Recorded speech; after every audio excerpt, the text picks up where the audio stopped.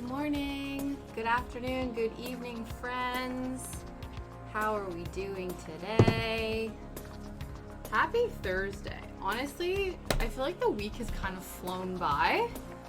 I don't know if that's a good thing or a bad thing, but it's been nice. The sun is out today. Gone is the, the British gloominess, which is nice. I think that might explain my, external energy situation.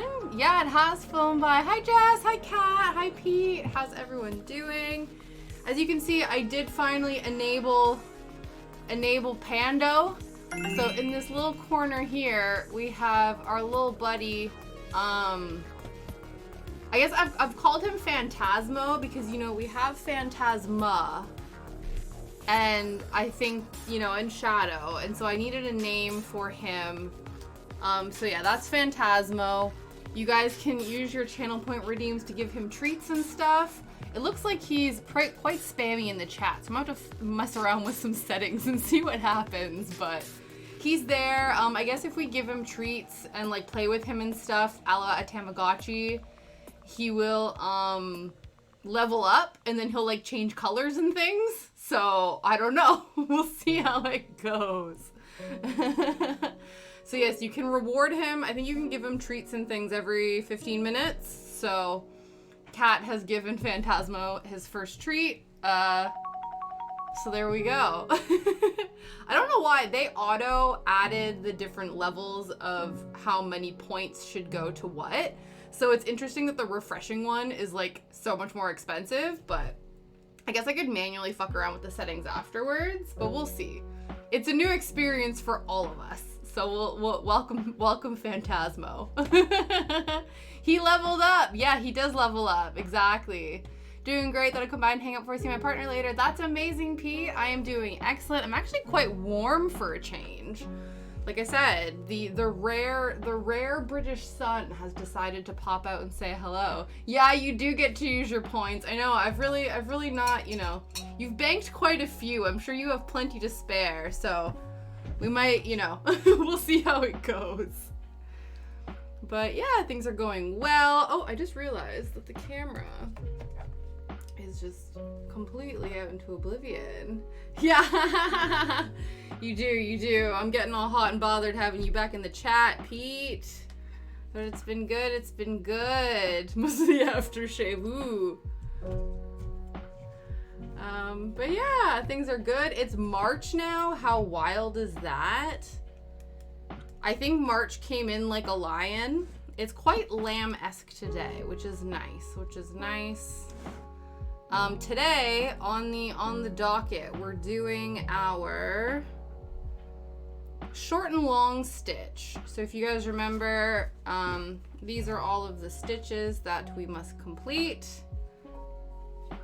It snowed in Disneyland? Really? Wow. California's been having hella wild weather lately. They've been having real bad rainstorms. I'm sure the entire city is shut down now. Savage is the effect on everyone. Yes. Okay, so we've done the back stitch. We've done the satin stitch. We've done the French knot. So now we're doing this long and short stitch, which is meant to fill in this flower here. In this instance, I think what's happening is we're going to be making the center of the flowers with the black thread, and then we fill it in with the other color, orange, to then make. So that'll be interesting. I think it's also kind of a little bit of not a fishbone stitch, but it's sort of strategic satin stitch is kind of what I'm feeling it is. Yeah. And then it just depends how big we want the petal, the black part of the petal to be, and then we fill it in the other side like that. And then it's apparently going to look like this in the end. We shall see though. Yeah, me and Shadow are doing good. Oh, we went for a new adventure today. So it was quite funny actually. Cause I don't know if I've told you guys, right? So we live right beside a major highway. In fact, our street name we have all of the odd house numbers on our street, and then the even house numbers are on the other side. And in the middle of that is a major highway. So depending on what house numbers, if you want to access even house numbers or odd house numbers, you basically have to go to complete opposite sides of a major highway to get to them. So it can be quite confusing, and also the GPS is trash because the GPS will actually put you on the highway to get to our house, which obviously isn't where our house is. But there are manual ways to get to the other side of over top of this major highway or under the major highway. You could take a bridge, which we usually do to go over to my in-laws' place, Shadow's Nan's, or there's actually a tunnel so you can go under the highway. And Shadow and I have walked by this tunnel quite frequently, but I've never felt I've never felt brave enough to go into it, quite honestly. I'm like, I don't know. I like learn my routes, the walking routes, and I'm like, I stick to those. I know what we're doing. I like to, keep things simple. But today I didn't want to go on like a big forest adventure, but I was like, it's nice out. Like, let's do something a little bit different, right? And so, yeah, we went in the tunnel. Shadow was actually quite excited when I was like, okay, we're going to go this way. He kept turning around being like, really? Are you sure we're going this way? And I'm like, yeah, dude. Honestly, I think that's the thing too, Kat. At, 9:30 in the morning, this was a very nice tunnel. It's like lit underneath, so there's lights when you're walking through. I don't know if at 9:30 at night I would feel as confident to be walking in this tunnel because, I just have this notion that people be huffing drugs in the tunnel probably. To be fair, they do it like out in the open, like down the side streets. So I just have an assumption that that's what's happening down there in the evening. But in the morning, it was actually nice and bright and clear. Yeah, exactly. It did have lights underneath it. And it was quite like, there was some graffiti on the walls and stuff, but it was nicely, like, almost like freshly repainted. I don't know if the city goes in every like month or so and like repaint sections that have been like overly graffitied or whatever. But yeah, so we did that. We ventured to the other side of the road. So that was fun. So he's good. And I thought, to be fair, I thought he was going to throw up more of a stink because we came back to our place over the bridge. And usually when we're going over the bridge, that means we're going to visit like my in-laws. And so I thought he was going to be like, why are we going back over the bridge? We didn't go where we normally do when we're on this side of the road, but he didn't protest. He did not protest. I think I have a screws missing because I walked through Old Tunnel late at night. Yeah, but you're also a dude, Pete. I don't know, man. There's just some, like, girls get told some rewiring in terms of, oh, Pando, you're going to piss me right off, I think. Are you going to be asking questions every 10 minutes? We might need to change that. It's fine, though. Wow, interesting. Anyway, yeah, no, I think it's a gendered thing where that seems to be an easier feat. Yes, yeah. I think we can turn it off. I enabled certain things, but not other things. So we'll see. We'll leave it for now. It's fine. Pando can do his thing, and we'll see what happens.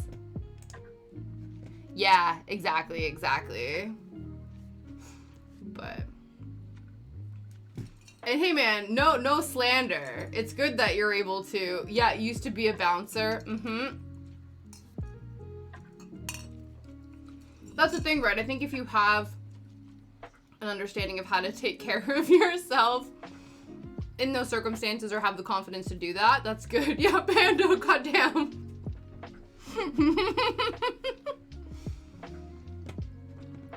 We'll have to time it. We might need to change it. It might actually infuriate me. Let's tell Pando to just like chill. Like, Pando, we love you, but like, my dude, you need to not be so hype. And you're the same color as me, it looks like I'm spamming. Oh, plus 6 feet 2. Your partner is 5'3.5". That's cute. That's a fun thing. Okay, chat alerts. No, those are chat alerts. Idle events. Yeah, no, we're gonna no. Every 10 minutes. No. No. Can you... I wonder if you could change it to be like every however many minutes. Here we go. We don't need that. I'm sorry, Pando. Every 10 minutes. I'm surprised you can't change that to be less frequent. Okay, bye, Pando. We're gonna be. Oh, really? That's interesting. Yeah, it does help to be tall. It's true. It's true. Yeah, the amount of the confidence I would have walking through the world.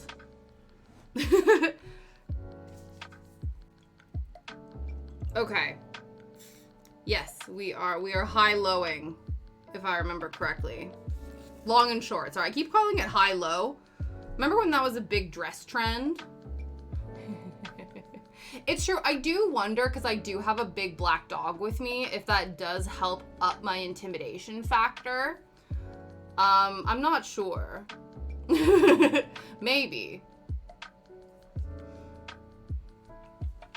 He's pretty bouncy. I usually try really hard for that reason. I'm like, oh, people probably don't want, like a dog, even for friendly reasons, bounding over to them. But maybe I want that in some instances.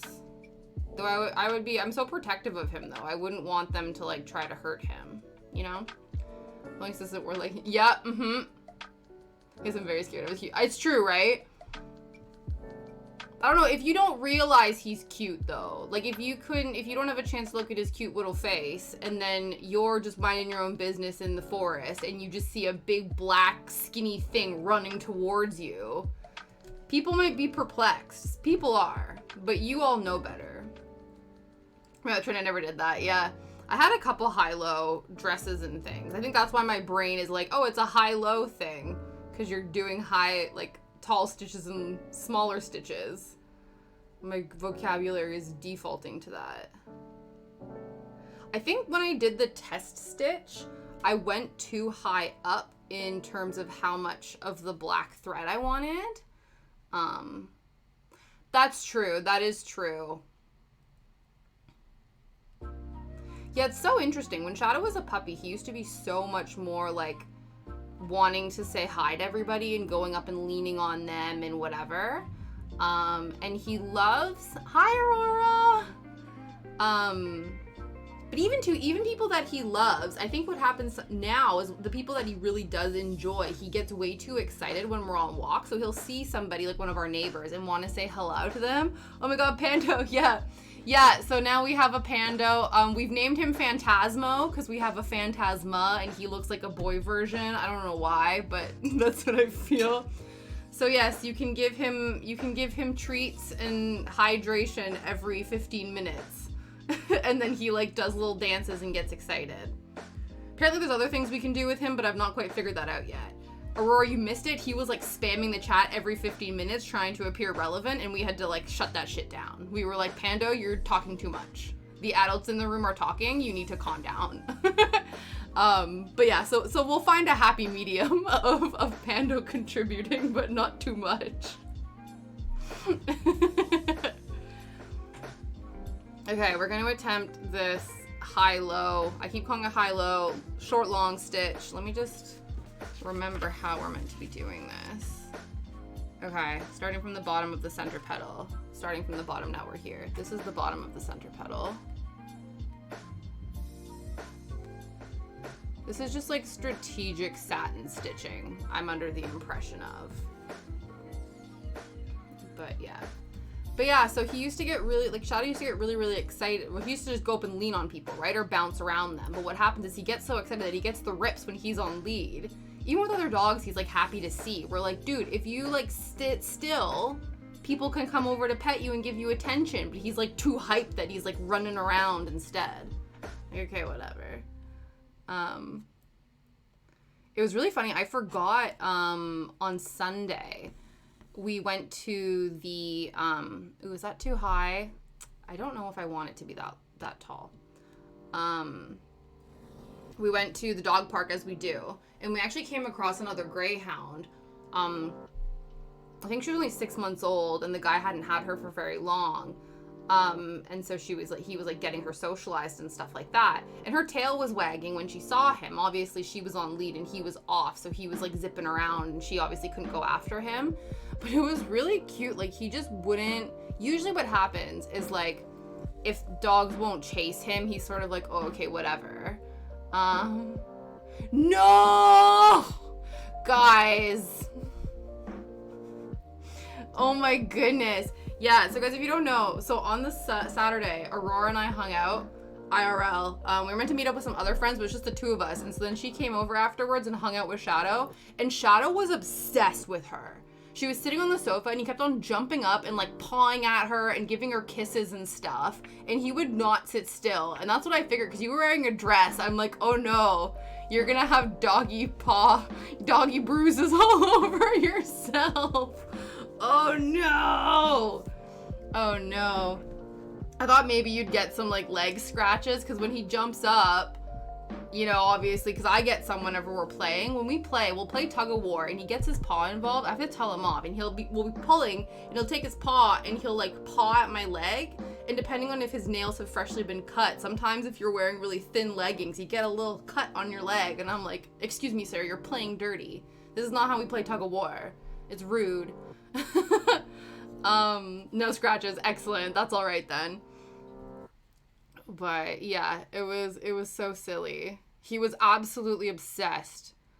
And then, you know what it was though? He kept on coming over. So she was sitting down and he kept coming over and standing over top of her. And we're like, okay, are you gonna sit down? And he just wouldn't. And then I'm like, I think you're in his spot. And so what he was doing is he wanted to sit down, but Aurora was in the way. So instead of like asking her to move nicely, he was like, oh, I'm just gonna stand over top of you until you get the message. And sure enough, as soon as she moved over, he was like, okay, I lay down now. I'm like, Shadow, we have guests. You're being inappropriate. Yeah, he tried. I think that's what it was. He was like, I tried to sit. So he tried to sit down and he was like, this is uncomfy. But then was like, but I still would like to sit here. He has the whole sofa, guys. The whole ass sofa is available for him to lay down on. He goes, no, right here. This is where I want to be. Honestly, he's such a little diva. I'm like, sir, you need to respect the fact that you can't always get what you want. And he's like, that doesn't make sense to me. I don't understand that. But yeah, absolute shenanigans. But yeah, so on the Sunday, we went to the dog park, and again, we saw this greyhound, and Shadow was like, he was super excited. He was like kind of slowing down, but was still like going over to her and like wagging his tail, but he was doing this like he was like kind of like, yo, what's up? And so she was here and he was like over here, and then he'd bounce over here, and then he'd bounce over there, and then he'd run off, and then he'd come back and he'd bounce around again. And the owner was like, wow, like he's a real kind of ball of energy sort of thing. And we're like, yeah. And so after we finished saying hello, we walked away and we're like, was Shadow trying to impress this lady greyhound? Like, I feel like he was almost like trying to flirt with her a little bit, because she was tail wagging. He was like, yeah, watch me, look, I can parkour, look at me. And he was like bouncing around her and like trying to show off, and like ran off and came back and bounced around. And we're like, sir, are you trying to get your flirt on? Like, wow. Because usually he gets distracted by like other things. As soon as a dog's not gonna chase him, he's like, whatever, I'm gonna go do something else. But I think he had the little hots for this little doggy, I think.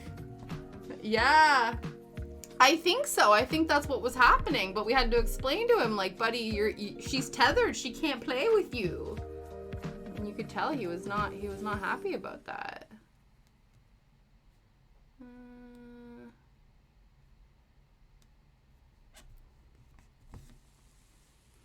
I'm not sure how I feel about this, but... Because now I'm like, oh, did we not do enough? But I think once we high-low all of the other areas, then it should be okay. I'm not entirely sure. But yeah, definitely. I think he was, which is interesting because, like, until this point, Shadow's really not had a lot of interest in other sight hounds, really. He played with that greyhound on the Tuesday, but, like, kind of did. you know, I think he was still a bit, like, unsure about it, but yeah, it was really cute, though. So hopefully we see this dog again. Usually what happens is, like, if you go quite frequently, it's the similar when I go into the forest. We go quite frequently, and then you sort of start seeing a lot of the same dogs. And so hopefully we see her again.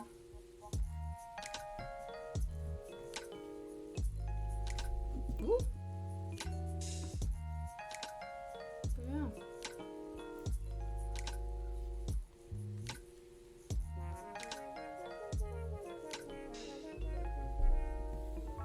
So now he's chilling downstairs. He was up here earlier, but what happens, right, is he gets comfortable, and then I'm like preparing for stream, and I'm like, okay, I'm just going downstairs. Like, I have a couple dishes I wanted to wash, and then I was making myself a bubble tea and whatever.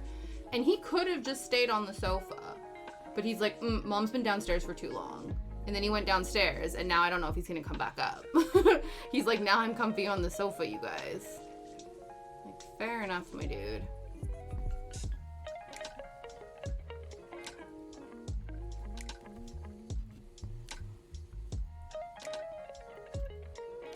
Alrighty then. Again, not entirely sure if we're doing this correctly, but we're going with it. Ooh, some other you know how there's been, it's not really, it's, you know, I don't get out much, so it's a saga of my own making. Yeah, it was a bubble tea kit from TK Maxx. So it was one of these things. To be fair, I had it for ages, but I found this bubble tea kit, like instant bubble tea from TK Maxx, and so they give you a bunch of bubble tea sachets and like the tea sachets. And so you stick the bubble sachets, the tapioca sachets, in some like hot water to get them to soften up. And then you mix the tea, and then you put everything together, chuck some ice in it, and then you've got yourself a bubble tea. So this is peach. I do think it's like 80% just sugar with like peach flavoring, but it's fine. It makes me feel fancy. I think because I was quite warm actually, so I wanted to opt for cold tea today as opposed to hot tea. But yeah, that's what I'm thinking. And then you get a little snack with your treat, which is also nice.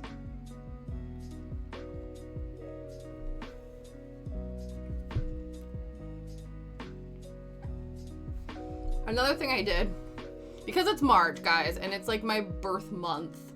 I'm not celebrating all year long. I'm not going to subject you to that, but it is my birth month. And so for funsies, I also launched a throne, where there's a link in my bio. I don't know if you've seen it, but basically, you know what it is? I got FOMO. So all my other streaming buddies had throne accounts, and basically they're like, I guess they're almost like Amazon wish lists, but instead of from Amazon, you can get items from all sorts of different things. And so I was like, well, I want one. And so I made one. No one's obviously obligated to buy anything for me from it, but I just thought it was fun. And so I made one. I put something for Shadow on there too, because there's a brand of pate that we get Shadow, and they do like hard treats as well. And so Shadow also will get benefits up from this. But I just thought it was fun. I had streamer FOMO and was like, I want a throne. Yeah, you couldn't pick. Yeah, guys, if you don't know, over on my Instagram, actually, I want to do a poll here too. I don't know if I have as many options. But basically, we're like at the end, like we're about halfway done this project, right? And I mean halfway because we've done 3 of the 6 types of stitches. And so we now have 3 types of stitches left. I don't know in terms of time-wise how long all of these are going to take. The satin stitch probably took the longest.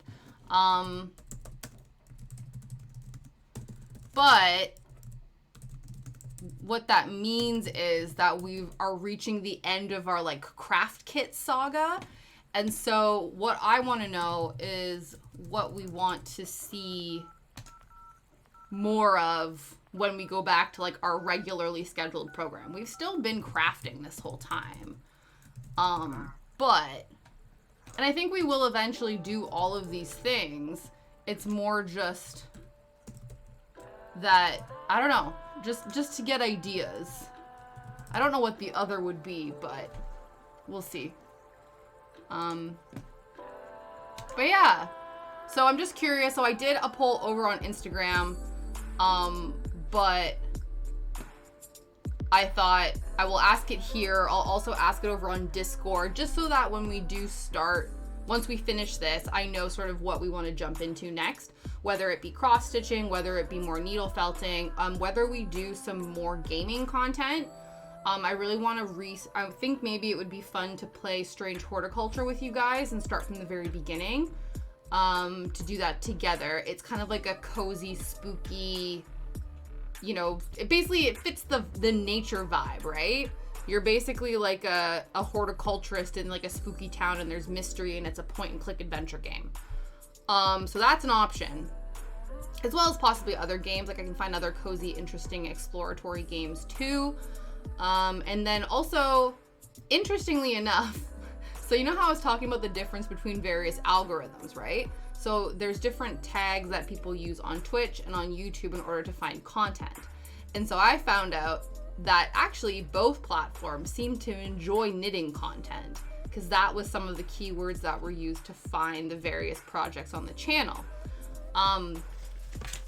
But what was really interesting, and I don't know if this was just because we were getting hyped for the anniversary party or not, but the baking stream did really well on Twitch. No one gives a shit about it over on YouTube, which I thought was hilarious. So it's just really interesting what content people like on different platforms. Baking, hi potato! Bake potato, more like it. How you doing? I'm sure you're on cloud 9. Guys, Potato was able to score tickets to a concert that she was able to get in a queue for, and I don't know, man, I just feel like concert ticket getting is chaos. So we're proud and excited for her, because it was a feat. It was a feat. So I'm sure you're celebrating. Dude, I was number 27 in the queue. Never in my life been that lucky again. That's incredible. I always wonder, because I know they've started doing that, or they have done it with like the Taylor Swift tickets and things, but you get, what is it called? You get almost like you get fan verified, because I don't know how that works. So because obviously in order for you to be able to get queued in for the tickets, you have to verify that you're an actual fan and not like a bot or a corporation. So do they like quiz you on the artist, or like what does it entail in order to get like verified? You know what I mean? I'm just curious, because I'm like, I don't know if we did this one high enough. No, I don't think we did. But yeah.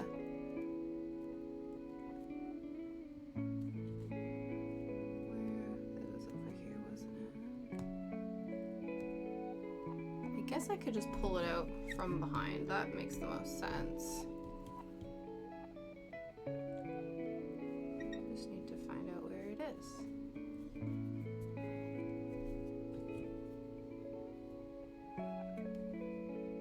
Is this one? Yeah. Cool. Cool. This is just since they announced the tour. Yeah.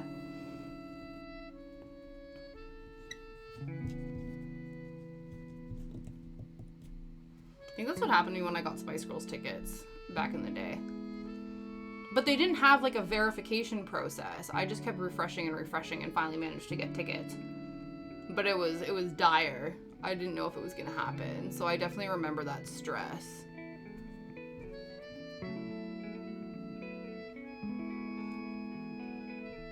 I wonder if there's gonna be a frenzy for S Club tickets when they go on their reunion tour. I doubt it's gonna be the same. It's not gonna be the same level, but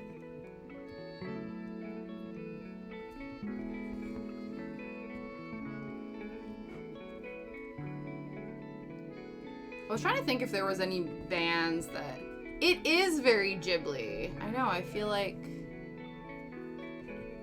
we're going on a little foresty woodland adventure. It's like kind of Kiki's Delivery Service. It's giving sort of like pseudo-Parisian. When's that happening? I actually don't 100% know, Jess. I just know apparently on BBC One or something, they... Oh, interesting. Pete contributed 90... Guys, you always do this. It had 1 or 2 levels of verified fan. General verified fan seems not very legit. I think they would let you apply for a code if you had an account. And the member fan is that you had to be an official member of the group on their website and then link that account. Oh, interesting. Oh, interesting. Guys, this is pancakes all over again. Excuse me. Let me double check. First we need to do S Club 7 research.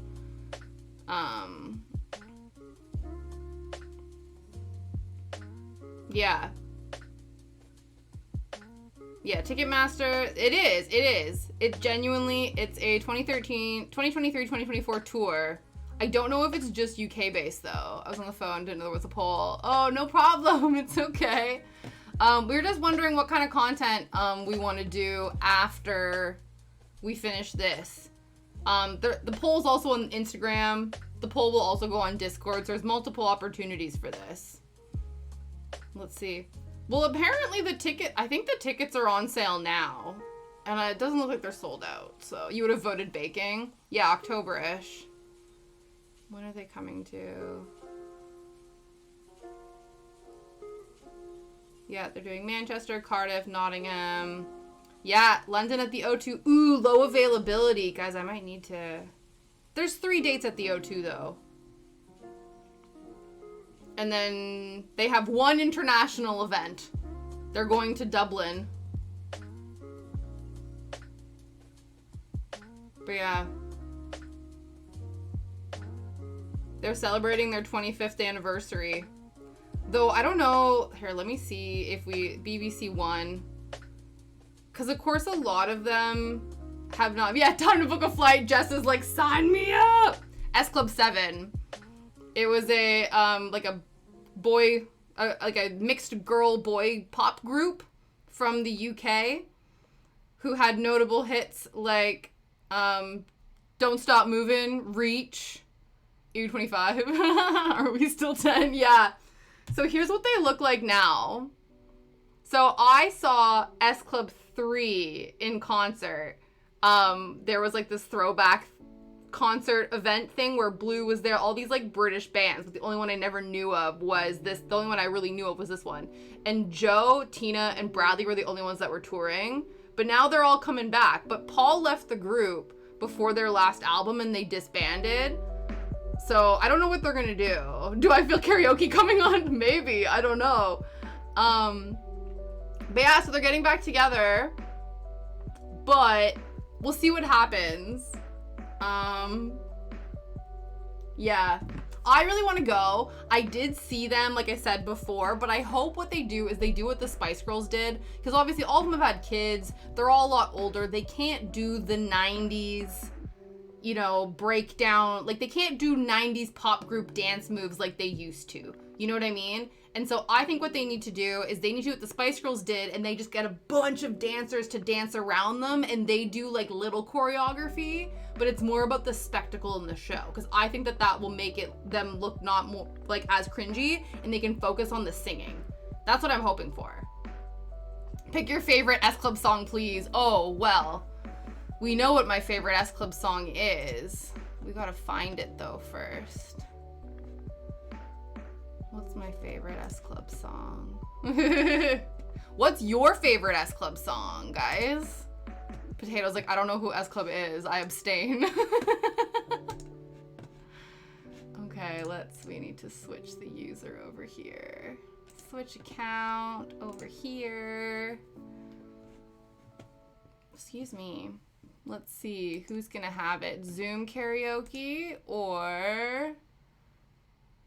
Bring It All Back or Never Had a Dream Come True. That's true. That's true. Ooh, Bring It All Back's a good one. That's more upbeat. Like, Never Had a Dream Come True is my jam. But also... Let's just see if they have S Club to start. S Club 7. Ooh, they do. They do.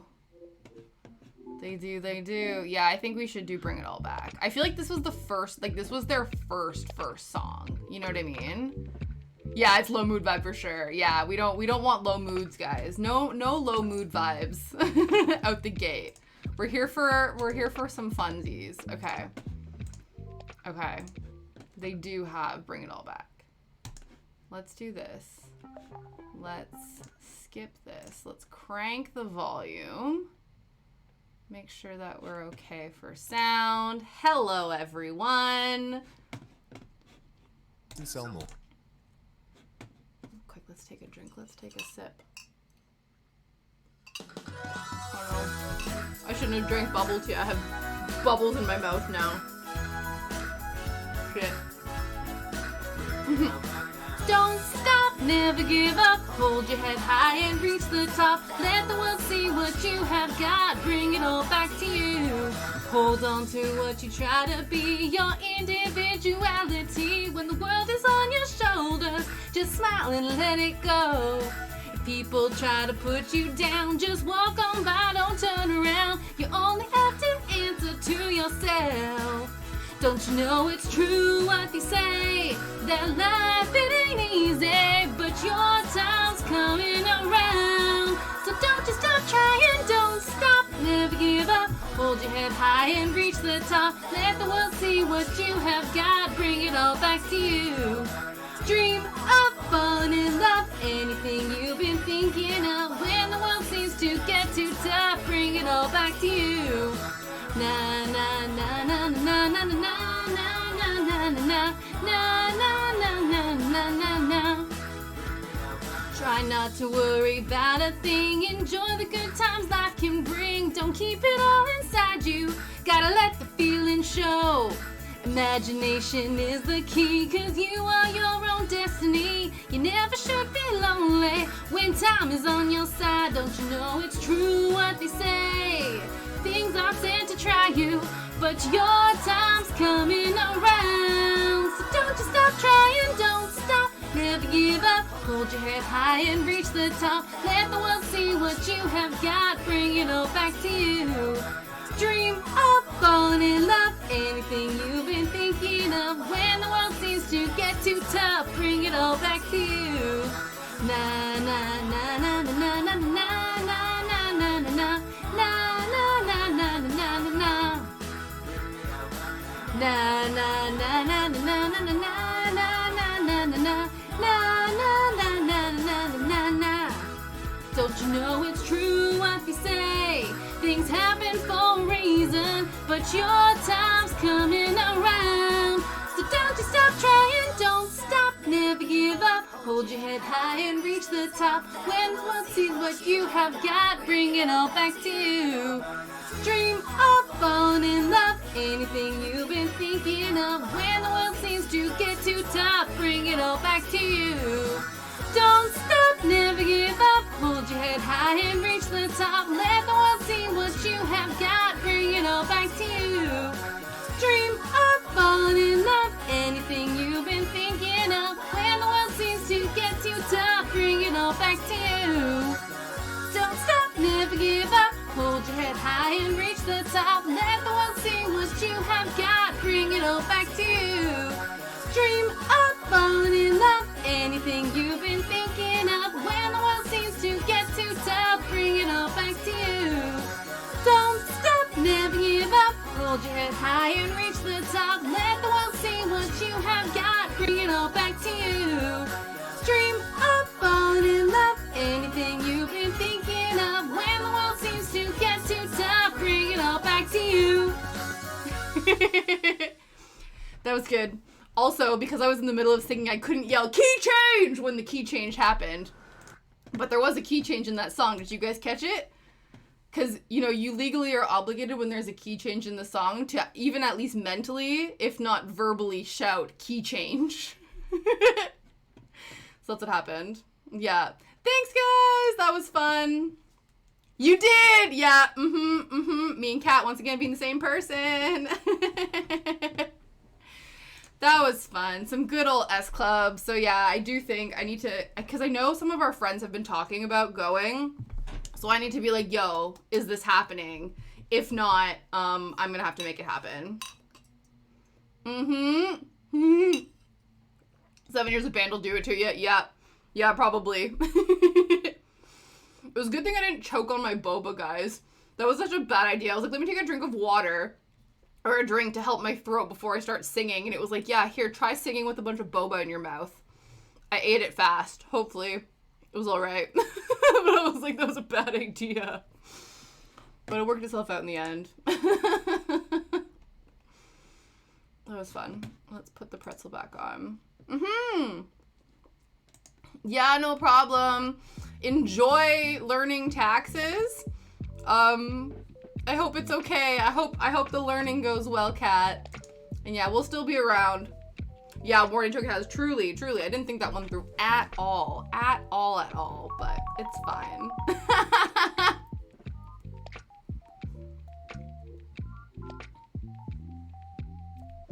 Definitely will not enjoy it. Yeah, it's true. But it's okay. We're rooting for you. We're rooting for you to get through it. You know what I mean? That's all we can ask.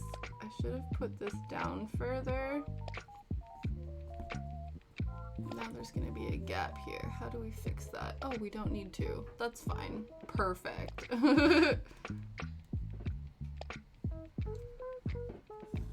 But yeah.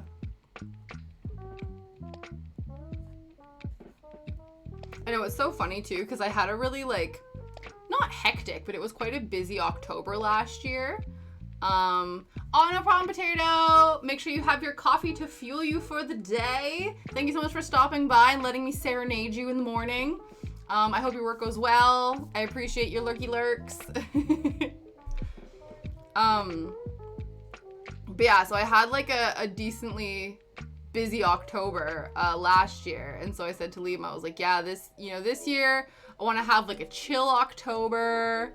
Don't want anything too hectic this year, and then now S Club's going on tour, so we need to make it happen. Actually, too, I just realized they're actually like gonna be at the O2. Was it like the 26th, 27th, and 28th? That's like so close to Halloween, you guys.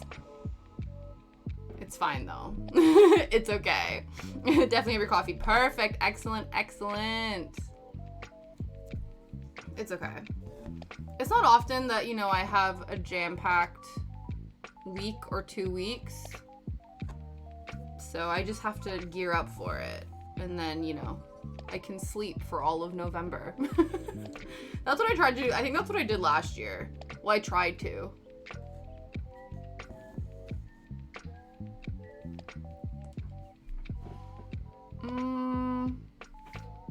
No, I don't think that looks right.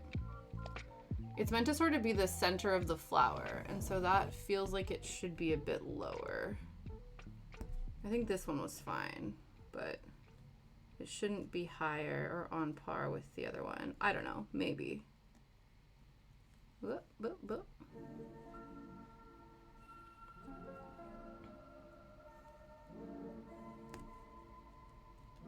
There we go. That's only 2. I want them both. I'm gonna massacre this thread. Listen, buddy. Okay, maybe it's stuck like this. No, it's fine. We'll fix it. There we go. Okay, there we go.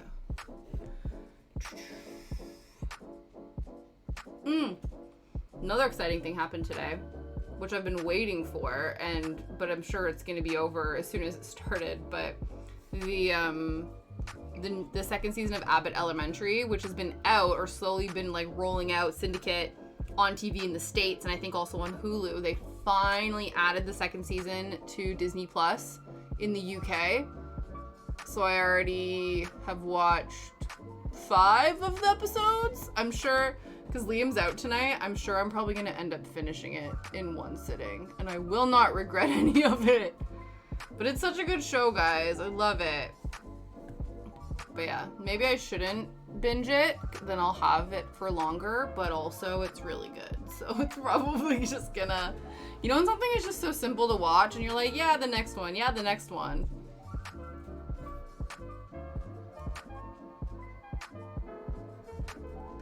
If anybody is not on the Abbott Elementary train, you gotta get on. It's just so funny. And Chessie from The Parent Trap is in it. Being awesome. So you know it's good.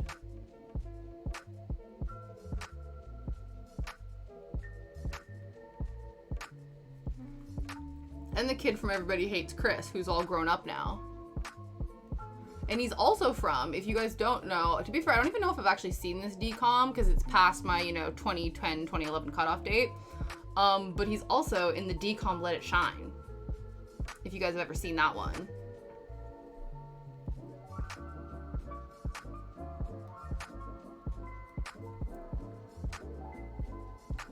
I don't know if I went high, low, / short long enough with these ones, but that's okay. I don't know. I assume when we fill in with the orange, it will look better and make more sense. That's my assumption.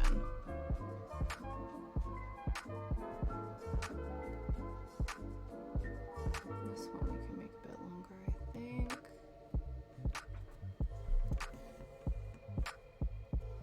Because also too, this is like not 100%, like this has no point to it, and I think we're gonna be adding it with the thread.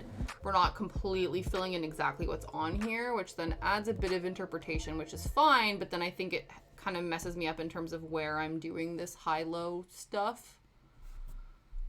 But I think it should be okay.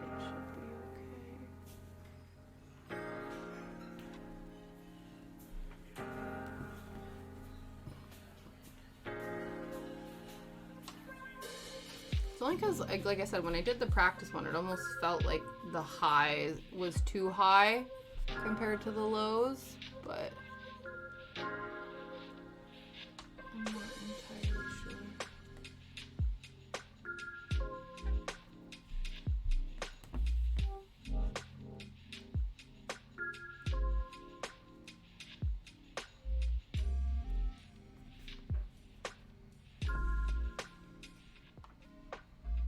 I started reading a book called Solve for Happy by Mo Gaudat today. I think I've talked to you guys about this before. Liam started reading it. He finished it. He really enjoyed it. And it was really nice because he would come home from taking the train and every day, and then we would like talk about it and stuff. But now, because he was like, oh, before we sort of pass it on to the next person. And I had finished a book I was reading like for ages and ages, and I was like, yeah, I could read a new book. It's like I guess it's like a self-help book for people who don't like self-help books, is what it is. Because basically this guy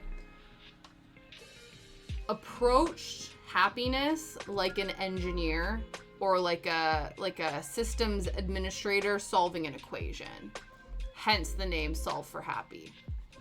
And basically what had happened was, well, he had been on this journey beforehand. He used to work at Google and Google X, and he, had it all, right? Like had, the big paying job, the expensive house, the family, the this, and that. And he was sort of like, why am I such a miserable piece of shit when I have all this stuff that should be making me happy? And that sort of started this journey for him in terms of like, well, what, like just distilling what happiness actually meant. And he managed to create this sort of equation to help ensure his happiness. It's really good. Eddie Carly poems is hard to put down. Ha ha ha ha. I missed your puns, Pete. I missed the Pete puns. I really did. And so basically he had sort of worked out what this thing is. And then basically what happened is his equation got ultimately put to the test when his son died during basically a routine surgery. So he went in, I think, for like an appendicitis, and the surgery went wrong. There was like basically there was an incident where a perfectly normal like appendicitis, whatever procedure ended up with his son dying. And so he then took his happiness theory and basically was like, you know, I can basically let the death of my son completely consume me, and I can never feel true happiness again, or I can be pained by this. This is one of the greatest losses and greatest pains I can ever experience. And I can move forward and try to live my life the way my son would want him to. Still, you know, feeling this immense pain, but not letting it contribute to an immense suffering. And that's what he chose to do. And then in doing so, he also then wrote this book as a way to help spread his message of, you know, happiness and how to sort of crack that code or whatever. But yeah, so far it's been really interesting. I've literally just finished like the introduction kind of part of the book, and then we're going to start going over the different sort of illusions and limitations that sort of get put on us as we grow up that then sort of cloud our judgment and become hindrances to our happiness. So I have that to come. But the first thing they did, which was actually quite interesting, and so I encourage you guys, if you want, I did it, was actually to create a happiness list. And just with like a simple prompt of like, you know, I am happy when, and just like, I've saved it on my notes app just as a way to be like, oh, okay, so sometimes like, you know, people will go through hardships. Everyone goes through hardships. Shit happens. And it helps, you know, to have sort of almost like a guiding light through the bullshit, I think, to remind you like, oh yeah, there is happiness in the world. There are things out there that do make me happy. And then also too, like looking at the list and seeing like, oh, okay, I've written down these things that make me happy, but I don't do them very often. Oh, that's interesting. Maybe I should do more of that. And it's not something like, it's like, you know, because I think Liam has one too. It's not something that you need to share with people. It's just something that you have for yourself. I'll give you guys just a little example. One of the things I put down was actually, I feel happy when I'm singing, which is something that I hadn't been doing for a very long time. And now, you know, through these like channel point redeems and different things like that, like I'm trying, you know, I'm finding that voice again and realizing like, yeah, like our little karaoke jam session just now was really fun. And that made me very happy. And so I need to try to incorporate more of that in my life. Well, not try, I would like to. That is something, because the other thing too is that's one of the things that in this preface of this book is sort of like, happiness is a default state. You know, when kids are born, obviously they have, you know, needs that need to be met to ensure their survival. But when those needs are met, they're content, right? Like they're just perfectly happy. As long as they're fed, watered, whatever, like the needs are met, their default state is happiness, you know? And what happens, I guess, you know, with adults is as we grow up, we have all these different limitations and different things or thoughts that get put into our head, and they sort of cloud what it means to be happy. And so we can have our baseline needs met, you know, food, water, shelter, whatever, and still not feel happy. And so it's all about trying to figure out how to regain that, essentially, and get that back. So that is kind of where this book is at. But so I think what I'm going to be doing, well, I kind of already did. It wasn't like the best one, but I highlighted a passage that I thought was interesting from the book over on my Instagram, and it was just about how like the difference between what pain versus suffering is. And I thought it was interesting because it helped kind of put that into perspective. And I think if I find any more interesting chapters or quotes, I'll stick them in there.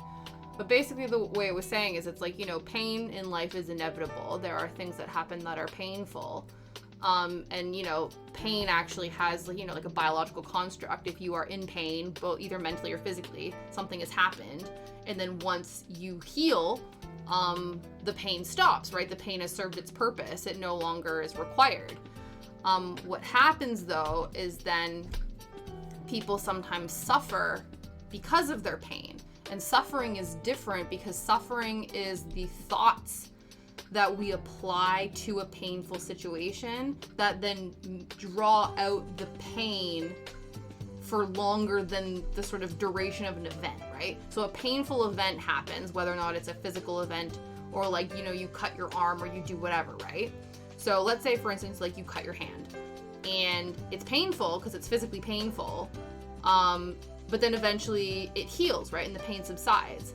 Well, what suffering is if you then decide, well, I've cut my hand, I'm such a piece of shit, I shouldn't have cut my hand, I can't believe it, and you start to like tell yourself that because you cut your hand, you're actually like a piece of shit who deserves to have that happen to them, and it's like the mental thing, and therefore your hand is already healed, but you're still suffering from that event because you've placed a certain weight on it with your thoughts, if that makes sense. So I thought that was very interesting.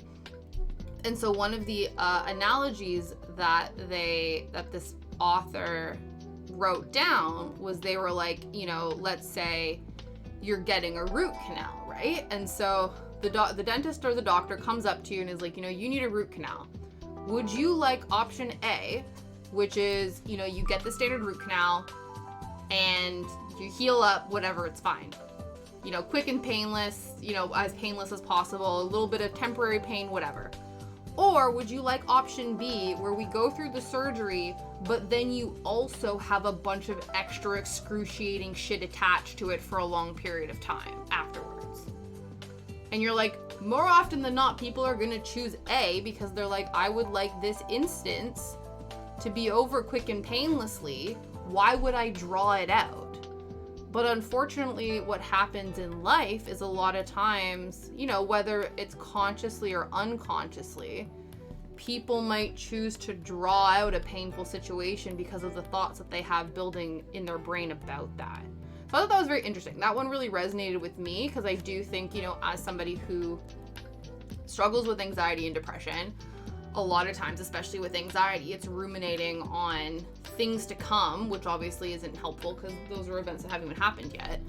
And then obviously depression can sometimes, you know, there's sort of the simplification of that is anxiety is worrying about the future and depression is worrying about the past.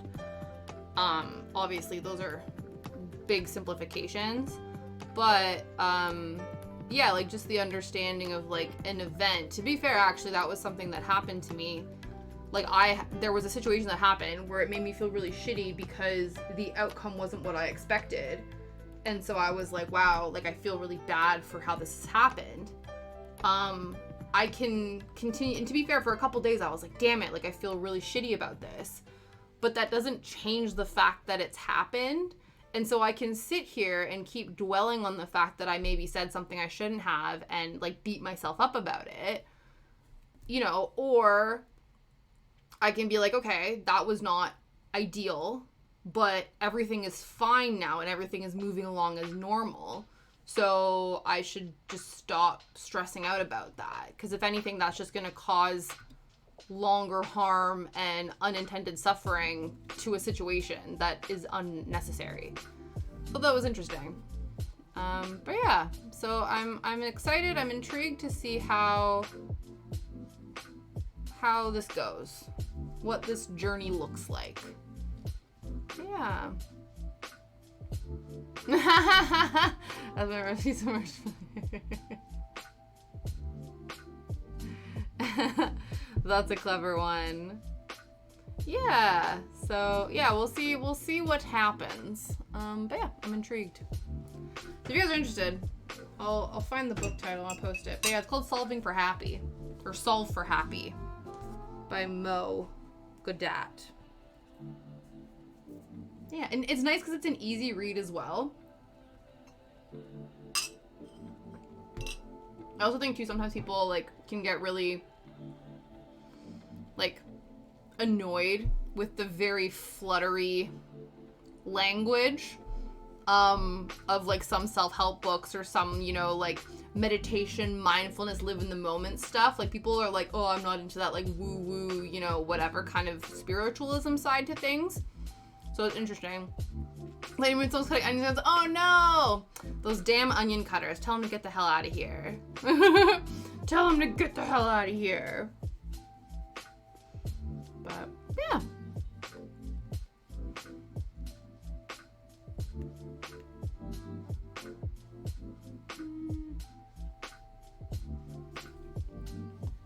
this is, I don't know how this is going. Like in terms of this short long stitch, I assume it's going fine. I guess we'll find out when we go to actually like put the orange floss together. So now I'm looking at it, it's looking like maybe it didn't want me to go to the exact edge for all of these. So, I don't know. We'll see. We'll see what happens.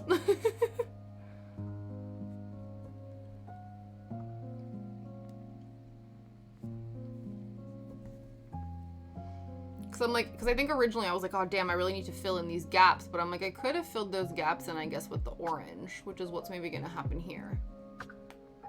I don't know. We'll see. We'll keep going. We'll keep going. See what happens. See what happens.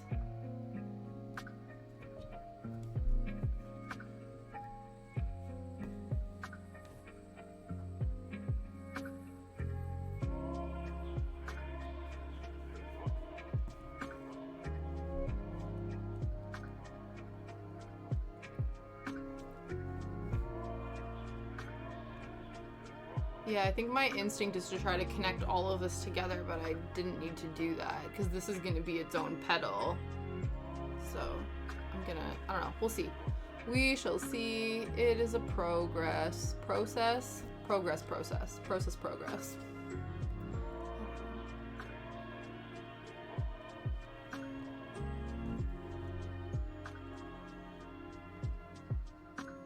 Sure.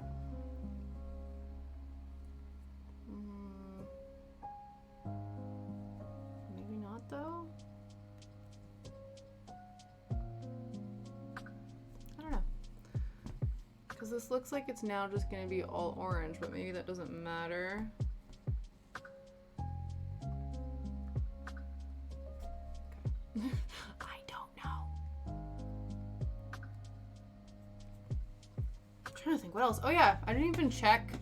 What was, I think baking was the answer in the poll, but I think that was because Pete used all his points. I'm just curious what the answer was. Oh, it was like literally all baking. That's hilarious. That's fine. Nothing wrong with that.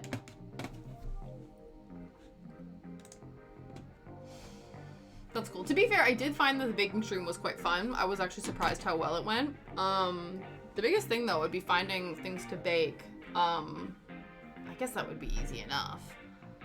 But finding things and then within the context of like the 3 hours, making sure that things take not too long, but like, so we're not like done after the hour, but not so long that it's a problem.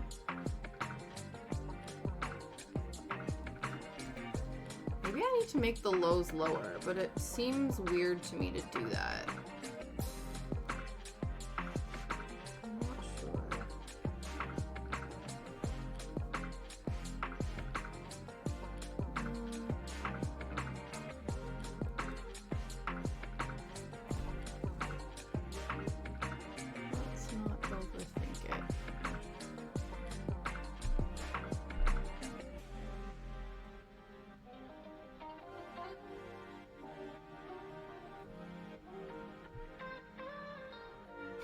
Like, as she's overthinking it. No, it's fine. It's all good. Okay, now we just have the last...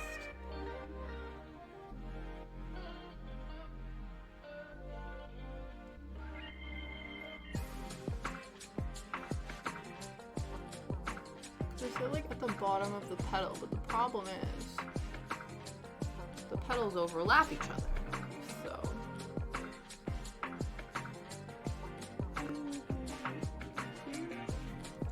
Let's see. And then if we go like real high. Not that I want it to be like completely separate from the other one, but it's not too out of the ordinary. I don't know. I'm trying to like, I don't know what I'm trying to do. You want like, I don't want each petal can look slightly different, but you want them to be cohesive enough that they all sort of make sense together. So it doesn't really make sense for this one to be so out of character to be a lot higher than the others. Although it doesn't seem like it is. I'm gonna try though to make this one a lot lower than maybe I would have. And then see what that achieves.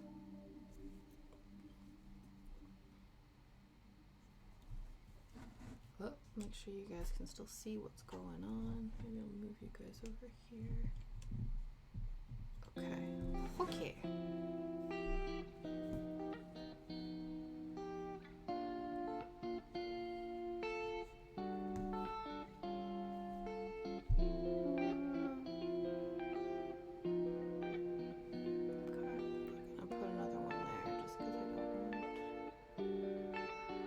Weird because it's kind of like the petals are going to overlap themselves, and so as much as I want to keep this going, I think that's going to be more orange. So I should keep that like that maybe? I don't know.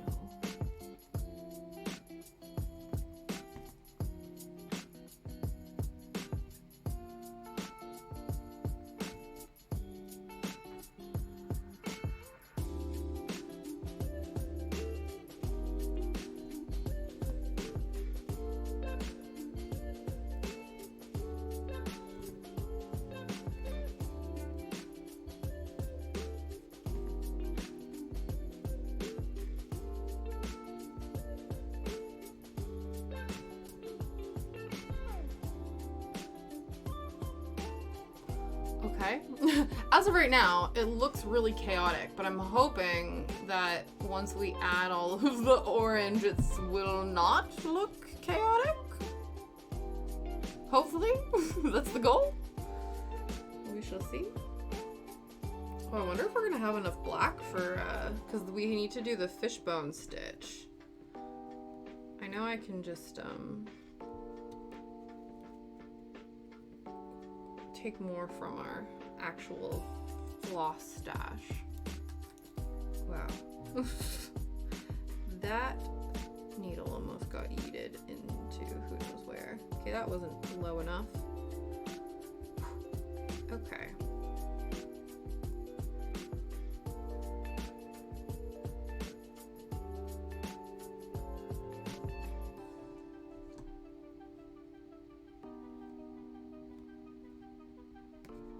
There we go.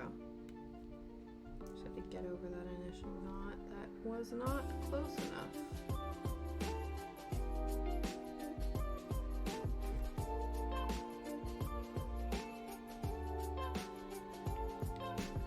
There we go.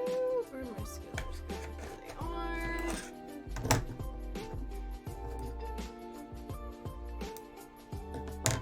Yeah, I don't think this is going to be enough thread to really do anything with.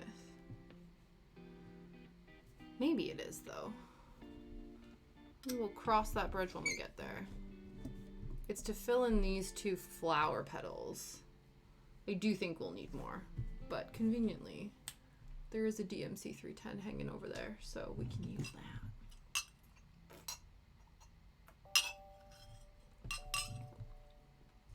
that. Okay, and now we need...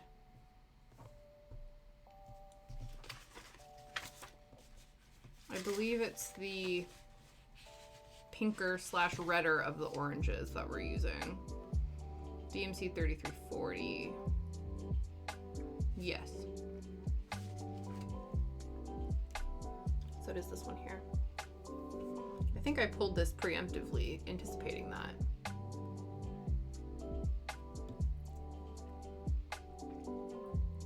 Thank you, Past Tasha.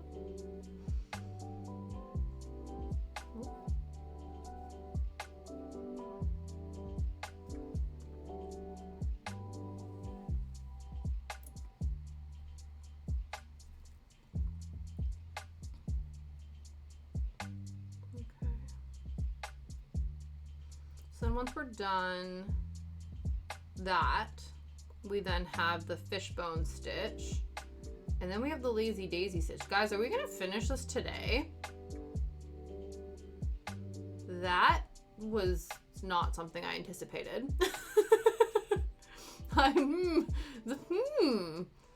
Perhaps. Interesting, interesting.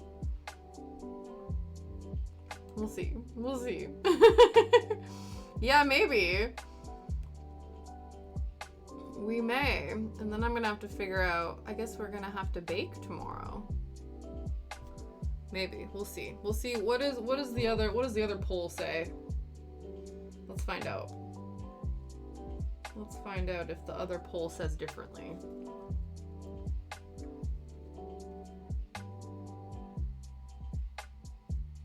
Oh. Currently we got 2 baking, 1 gaming, and 1 cross-stitching. Interesting. So seems like we're baking regardless. It seems like the votes are in. You guys really enjoyed that, didn't you? That's interesting. That's very interesting.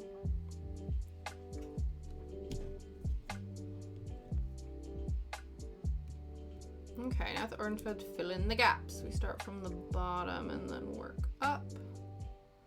Okay, starting from the bottom where we hear. Okay. I'm gonna start with this one because I was very aware that this point wasn't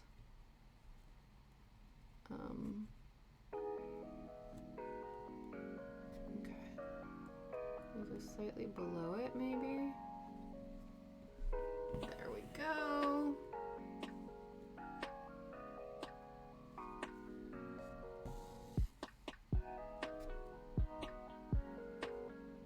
Oops.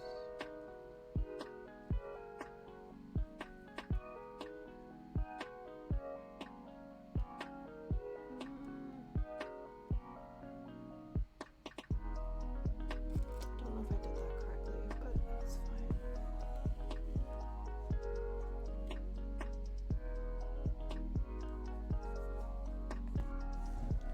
Okay, now we're filling in this flower. We're filling in the high-low gaps and hoping that this resembles a flower petal at the end of the day. Can't even really see. Okay, there it is. I was like, where even is? I don't think I knew either when I finished this because I think this is meant to be part of this petal and the petal kind of ends exactly inside that. It's fine. We'll figure it out. Let's just pretend that we know what we're doing.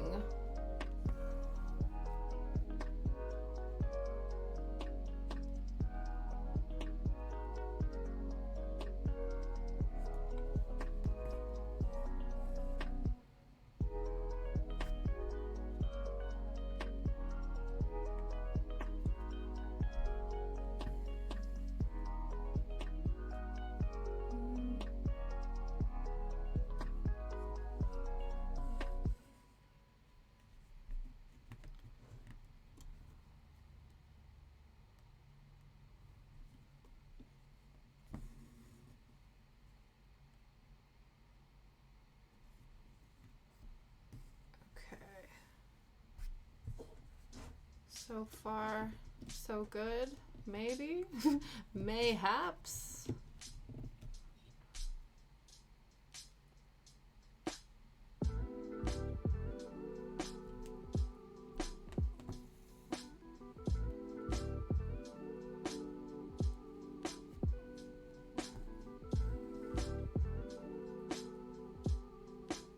Okay.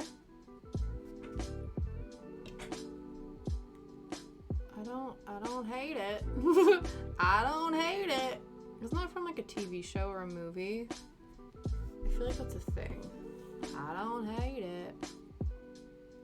Don't ask me from where, but I think it is.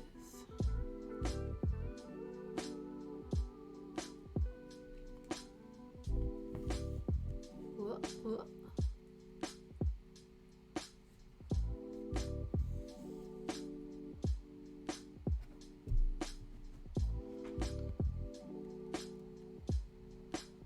To read up because I know some of the like markings on here we sort of stitched not 100% around them. Most of them I think we've stitched over, so there's not like a concern about trying to have to get rid of the markings. I'm pretty sure it said on the kit instructions somewhere about how to get rid of them, so we'll read into that after. I don't think it'll be too big of an issue. This isn't really auto-focusing, is it?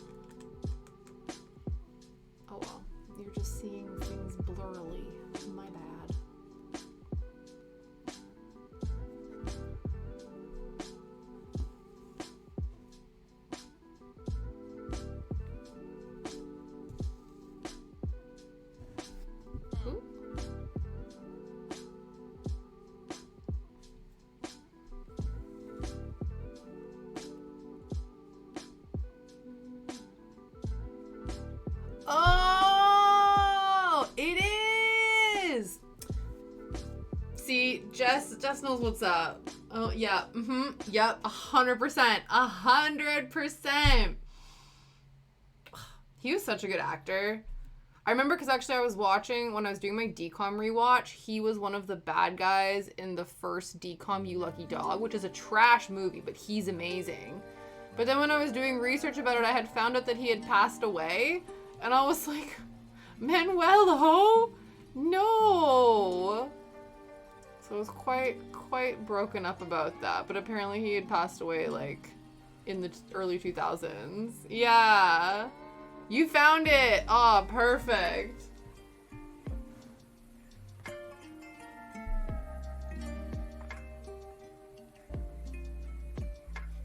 Yeah.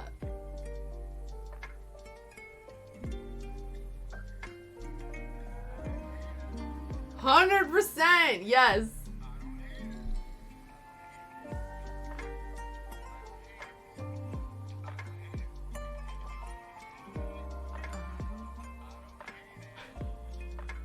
Yes! I don't hate it. Like, it's amazing the sort of quotes and things that enter your zeitgeist, and you're like, I don't even know where I know this from. 100%. Manuelo had a profound impact on me, obviously, to the point where I'm like, this is a thing. I don't hate it.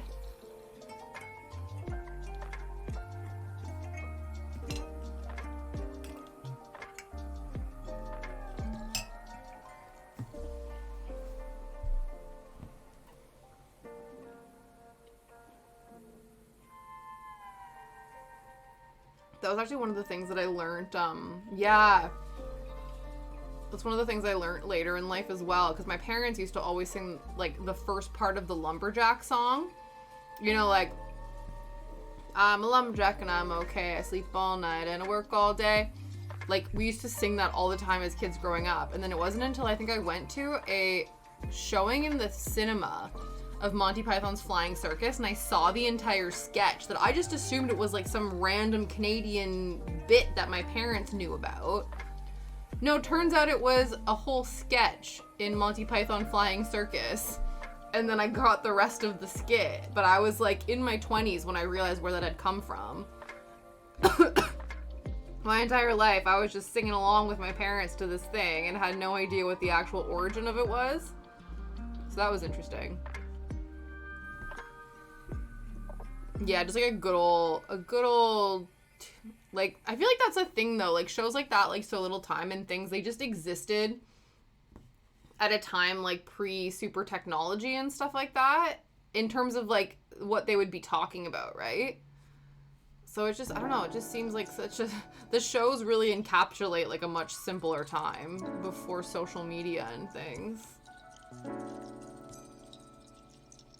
I feel like it's, you know, trying to navigate like crushes on boys or girls or people, you know, when you're going through primary school and like secondary school with all of this technological advancement, I'm sure must be wild. Like they already talk about obviously like the massive impact that it's had on teens and stuff. But like, I'm sure as well, like, on young kids, too, it's probably much more of a thing. 'Cause, like, I was crushing on boys when I was, like, you know, 7. So I feel like I'm sure the messages or the media and the technology around all of that is much more chaotic now. Obviously, when you get to high school and it becomes a lot more heightened, but...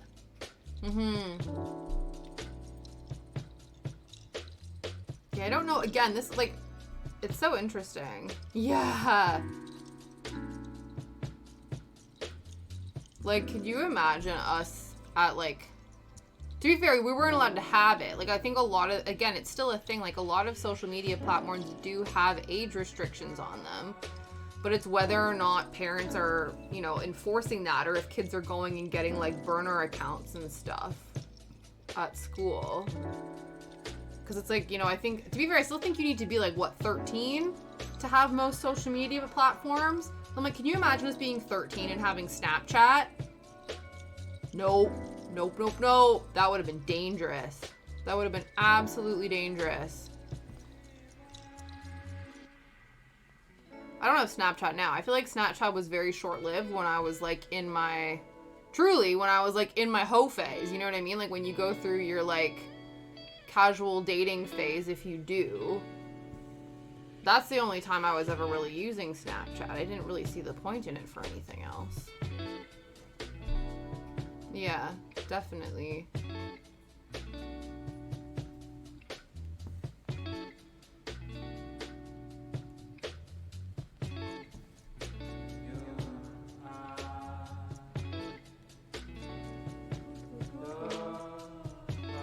My Facebook and Twitter. Yeah, you only have Insta.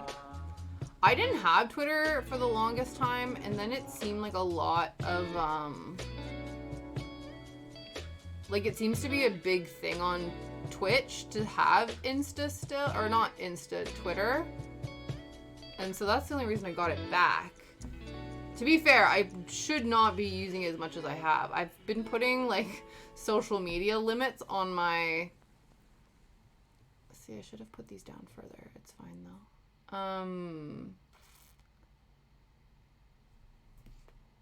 But yeah, I put, like, limits that I should only be going on social media sites for, like, an hour a day.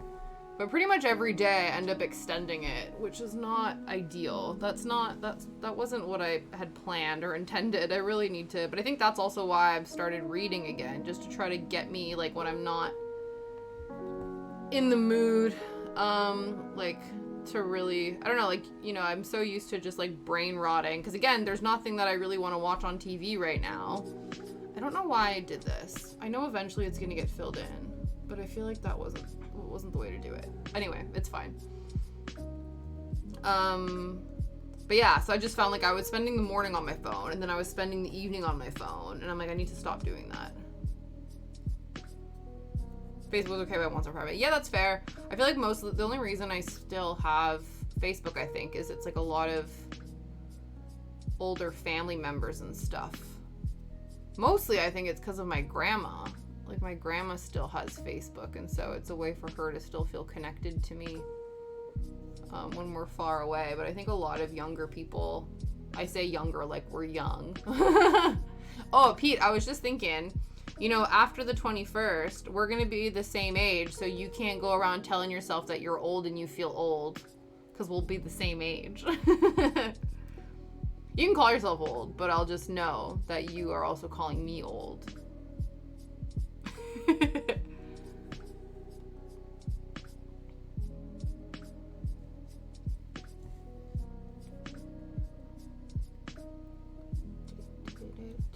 Okay, we're seeing how this is going. As of right now, I'm still not sure, but it's okay.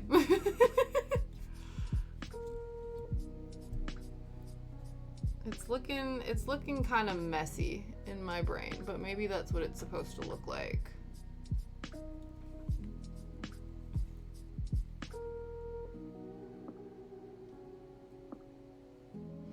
I'm at the age where I can shake my fist at kids and say, damn kids. Yeah. No, it's true.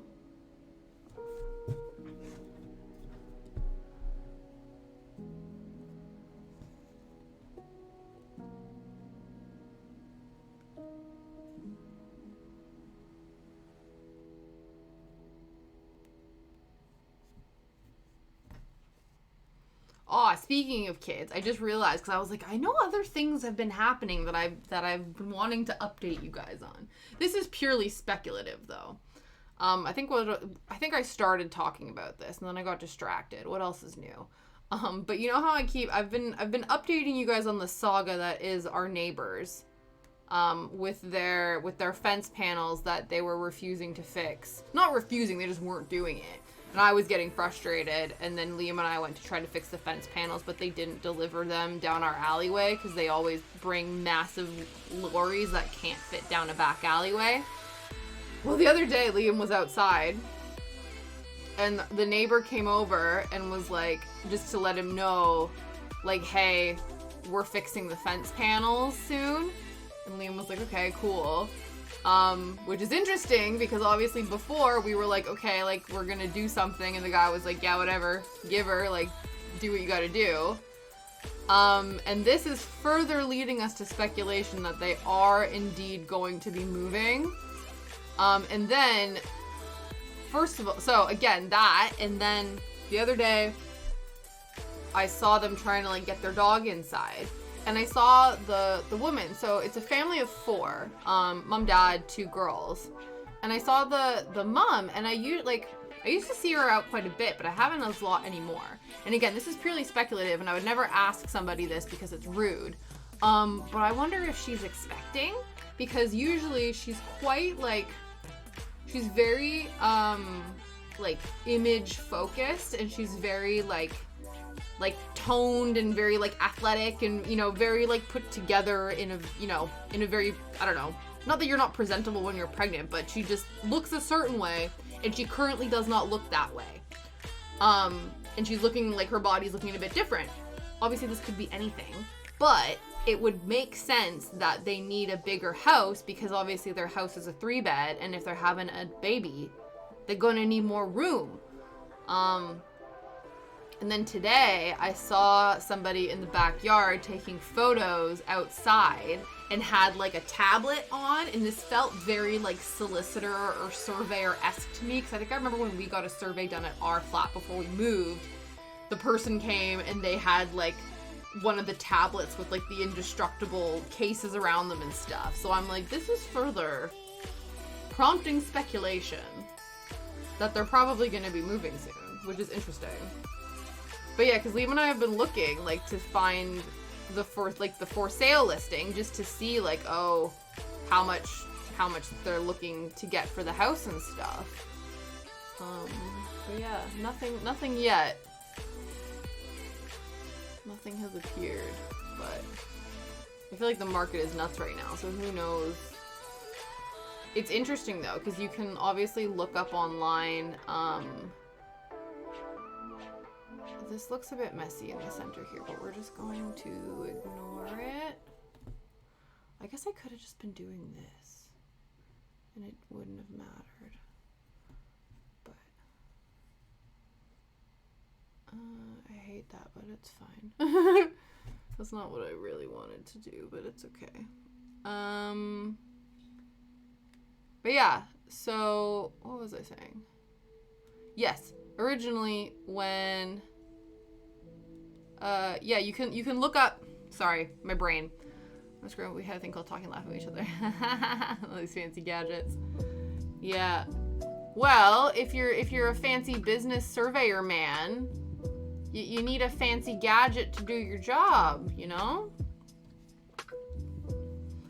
I'm gonna pull this out because I don't like how this looks, and we're actually gonna tie this off and do something different. Yes. Right, my brain. So we were going to, Pill and Oracle card peek. Give me 1 second and we will do just that. Yeah, so you can actually look up the former prices or current prices of houses. Check your posture. In the area, that you bought. And, hang on, this is stuck. What's going on here?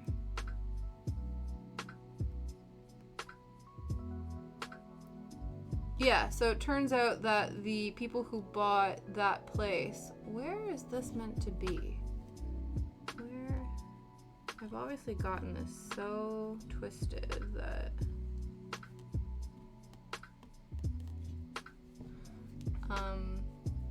Sorry, I just need to figure out where the hell this thread is meant to be coming from. And I don't know. This is what happens when you fuck around with this kind of thing. Okay. But yeah, so it turns out that they bought... No, it's fine. Do all the redeems, Pete.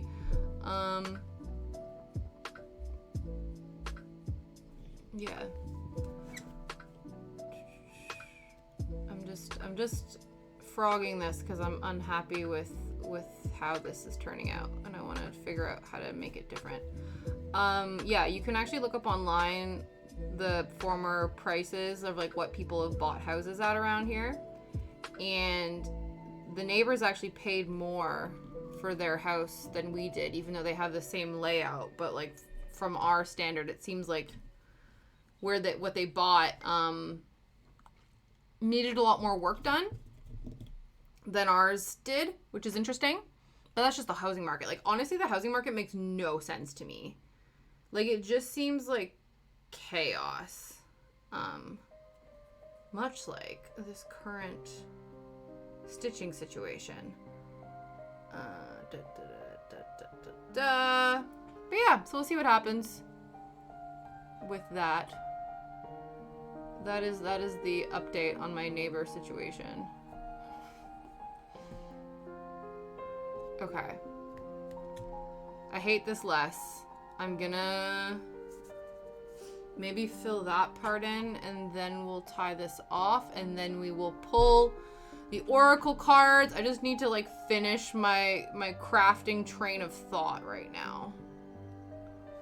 I'm on a current crafting train of thought, and I feel like we need to finish this, and then my brain can do the rest of the things. No need to apologize for all the redeems, Pete. I appreciate them. Again, this is a bit wonky, but I couldn't see any other way to fill that in. Unless I fill it in with more black thread. Maybe we do that. Okay, let's pull an oracle card first, because my brain is like not... See, I don't know if you can tell, because the stitches are going in completely, like the little orange stitches in there are going in the completely different direction, because I'm just trying to fill it in. And it's looking kind of messy to me, so I want to fix that. But let's pull an oracle card first. What else did we redeem? Oh yes, posture check. Oh, let's do the posture. I'm sure we've been in like crunchy craft gremlin mode for a minute. Let's do a stretch, everyone. Oh. We are stretching, we are pulling an oracle card, and then we'll get back into fixing whatever shenanigans I just did earlier.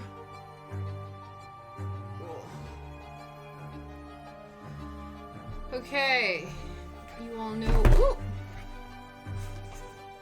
You all know the deal. This is the Wisdom of the Trees Oracle. So I will shuffle the deck. I will create 3 piles. Pete will choose which pile he would like the redeem from, and we will take a look and examine the tree that he has chosen and what it can teach us today. We are accepting knowledge from the trees this afternoon.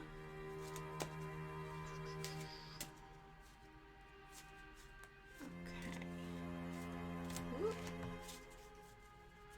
Let's do that.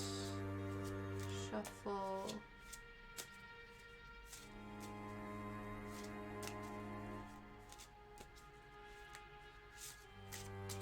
Okay. Let's do pile number 1, pile number 2, and pile number 3. Ooh, that's most even. These two are pretty even. This one's not, but pile number 1, pile number 2, pile number 3. Pick a pile, Pete. Pick a pile, Pete. And we will see what the trees have to say for you.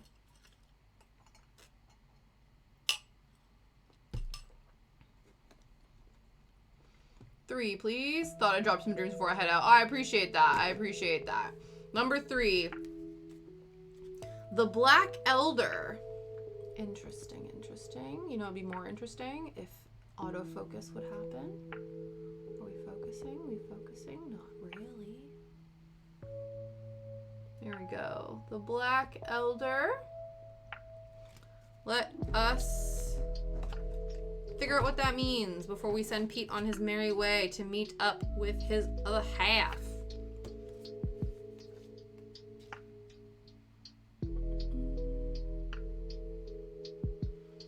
Ooh. 72, abundance. So the Black Adder card means, ooh, trust in the abundance of the world around you. Concentrate on everything that you want to attract in your life, feeling and thinking as though you already have it. Give thanks for your many blessings. So So this is all about, I think this is all about some gratitude, it seems. Yeah. So the elder, the black elder, is traditionally associated with the white goddess who brought benevolence and healing. So elder trees were commonly planted in gardens and on farmland to bring good fortune and protection. Yeah, look at you manifesting in your abundance. Later traditions contradicted this, saying that the tree was malign because Christ died on a cross made from elderwood, and Judas Iscariot hung himself from an elder tree. The tree has many medicinal purposes. Elderflower tea is excellent for treating nasal and sinus problems. I need to get me some of that. And a hot decoction of the berries has antiviral properties. But yeah, so say once again, this card means trust in the abundance of the world around you. Concentrate on everything that you want to attract in your life, feeling and thinking as though you already have it. Give thanks for your many blessings. So everyone, let us, manifest. And I feel like Pete's been doing that and it's been paying off. So this is, if anything, just reaffirming all of the excellent work you've been doing lately. But yeah, so once again, the Black Elder.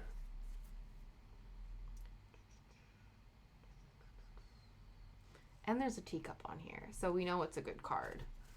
We know it's a good card because there's a teacup.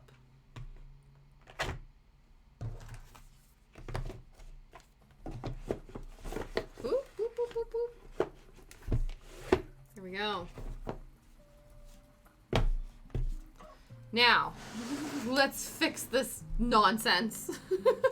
It's not nonsense. It's just perplexing me. I'm unhappy with it. So I think I'm happy with the decision of filling in this section with more black. I think that is the way forward in this respect.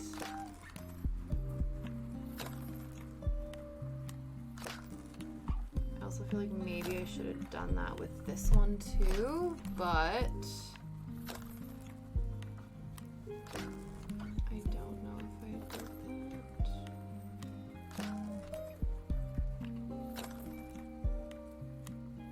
You are that one.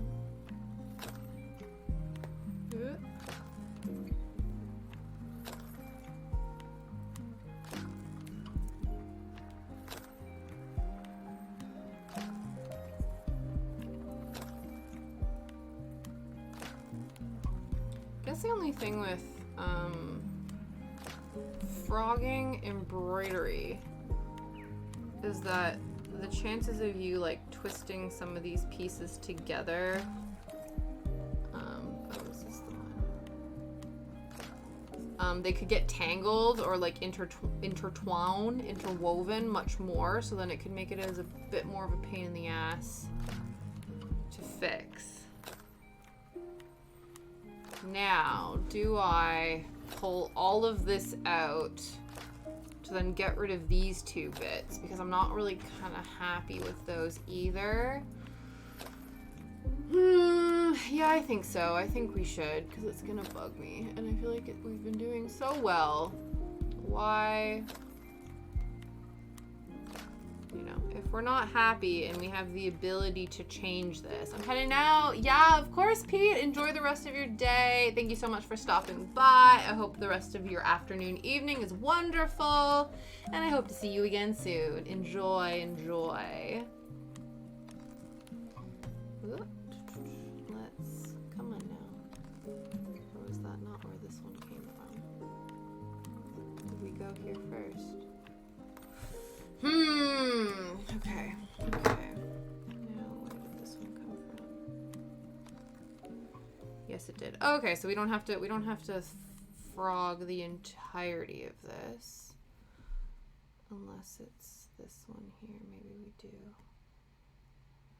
Damn, I thought maybe we didn't do this. I thought we did that after. But it looks like we did it first. It's fine. It's okay. We'll frog this and then we'll just do it again. We have the ability. We have the technology.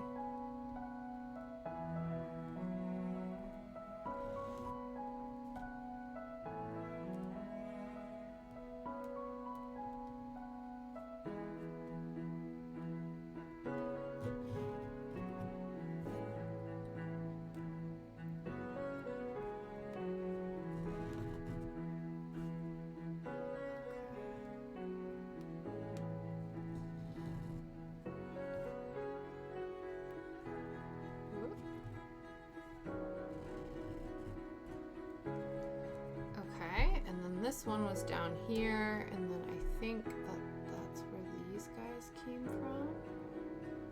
Hopefully. And then, yeah, I think what I'll do instead of this is we'll just fill it in with more black.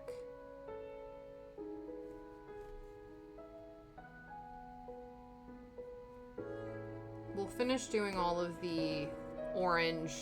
We'll use up this thread, and then we will go back in and fill those in.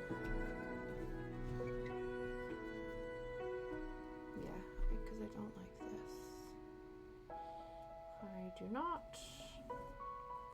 I guess the other option would have been to take this one and go all the way through, but I feel like we've already... to be there. Oh, I don't know. Do we just I'm tempted to get back to this one because I think this one can go all the way into there, and then that would help with some of this infill. I think that's what's gonna happen. I know it's a bit of a pain, but to be fair, this is like the first iteration of us frogging this project. So I think we're doing not bad. We're doing not bad. But I'm happy with this. So we're going to fix it because we can.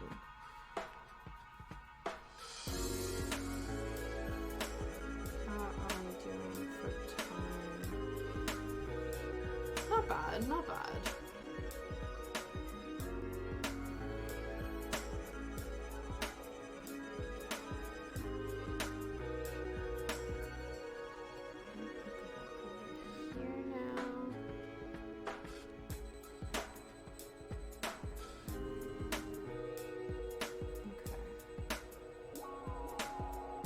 But yeah, if we finish this, then we'll bake tomorrow. If not, we will be back.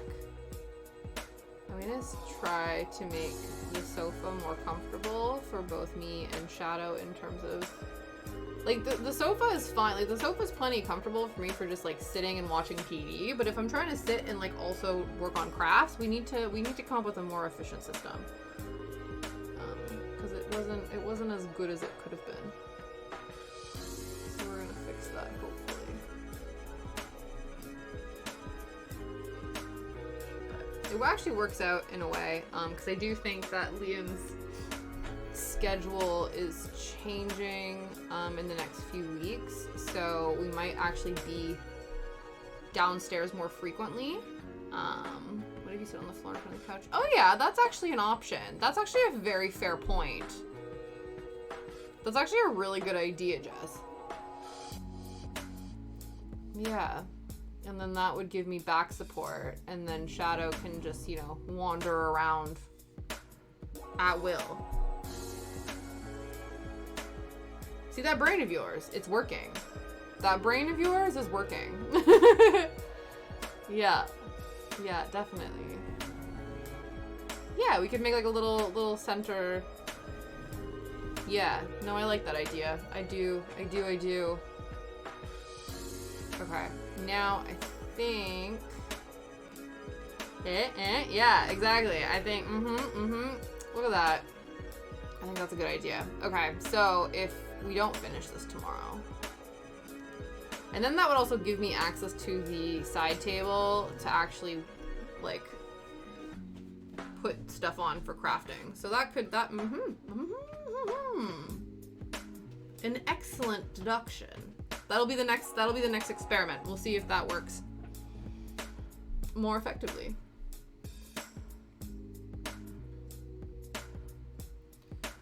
Okay, so if we put this one all the way down here, then I think that would be helpful. Yes, I'm already happier with that. All it took was just a full extension. Need some giant throw pillows to sit on. Yeah, it's true actually, and we do need some new pillows. I was gonna, to be fair, we have this old, it's not old, but we have this, like, giant kind of dog bed pillow that Shadow doesn't use anymore. So I could maybe sit on that one, because that would be big and comfy. Then Shadow, you know, I'll sit on Shadow's bed, pillow and he can lay on the sofa. Honestly, it is an accurate depiction of our relationship.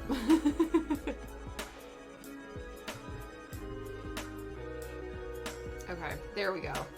So that's much better, and then that will come in, and then the bit that we're filling in will actually not be as much. Okay, I'm happy with this now, I think.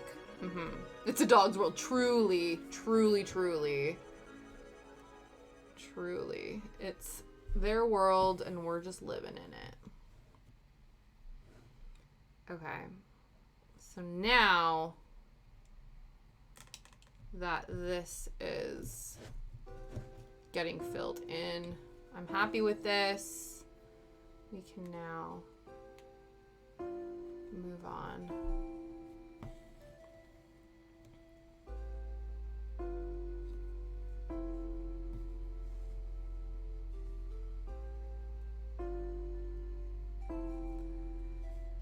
And then once this comes together, like, I don't think it's gonna take too long. I think the biggest part, like the biggest time consumer obviously, was doing the short and long stitching of the black section, because there was nothing for it to like, no sort of reference point. Filling in with the orange, we're just literally like following the petal outlines that have been placed on here and then just going up to the black marks. So it's, you know, a little bit more, I don't know, I feel like it'll go by faster, you know, pending that I don't decide. Yeah. Muffin. Aw, Muffin is, I think Muffin kind of low-key traumatized my parents.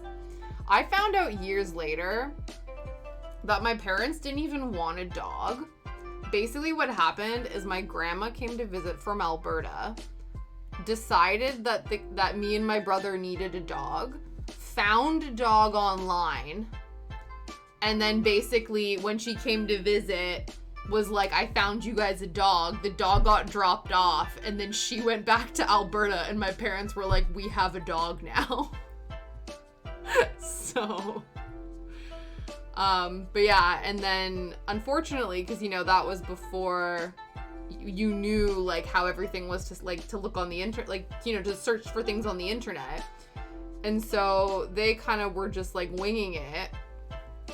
And we were pretty sure that Muffin was like pretty neglected, because I think her previous owners like went traveling a lot, and so I think she spent a lot of time outside, and basically she had such bad, now we know what it is, like now I know that it's separation anxiety. She had such bad separation anxiety, and she like pooped and peed everywhere, and it was like such a thing.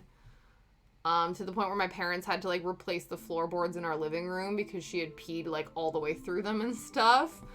But yeah, I think it was an experience for everyone, but I do think my parents are like low-key traumatized from it. I think that's why my mom had such like a hesitation. Not when we got Shadow, because she knew like we were really good about like, you know, dog training and whatever. When she first came to see him, I think because she was so used to that, and then also a lot of our family friends have pets, but, you know, in my parents' humble opinion, they sort of, the dogs kind of let the owners get walked all over, and so they always found it a bit stressful being around their friends' houses because they had these kind of uncontrollable dogs. But then, you know, what ended up happening is my mom then came to visit, fell in love with Shadow, and now they're besties. And then she was like, oh, I guess dogs, like, aren't that bad. It's just that all the other dogs that I've bared witness to were just not trained very well. So I don't know what that says about her friends. Which I thought was funny. But yeah, sometimes it just takes the right dog. Because I was convinced, I was like, oh, my dad will be fine with him, but like, oh, my mom, like, will have to be really sort of careful to make sure that Shadow's like on his best behavior around her and all this kind of stuff. And my mom was like, no, he's the best. So I thought that was really cute.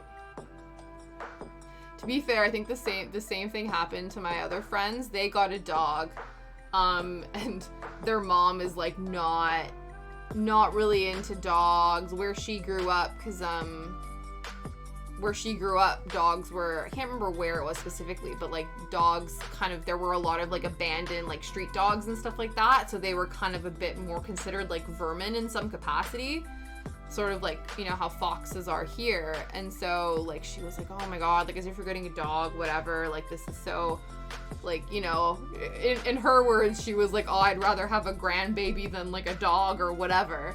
But now, thick as thieves, she's like, this is my grand doggy, I love him so much.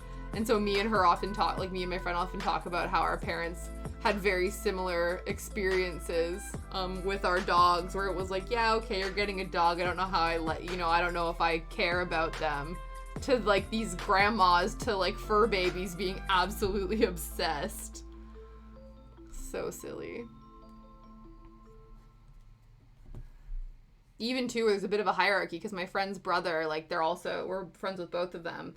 Him and his partner got a dog too, but they got like, so they have a golden retriever, and then her brother, our friends, got like a little like Maltese sort of thing, like a little Shih Tzu, and their mom is even like, I think because the little puppy, she's so like boisterous and stuff, and I guess Mitch was getting like annoyed with the dog, and I don't know if it barked or whatever. And so then my friends told Mitch off. They're like the golden retriever being like, you know, you have to be nice to your cousin dog. And then their mom was telling them off for telling the dog off, being like, don't be like that, you're being mean to him. And they're like, no, we're telling him that he has to be nice to his cousin. So that was really funny.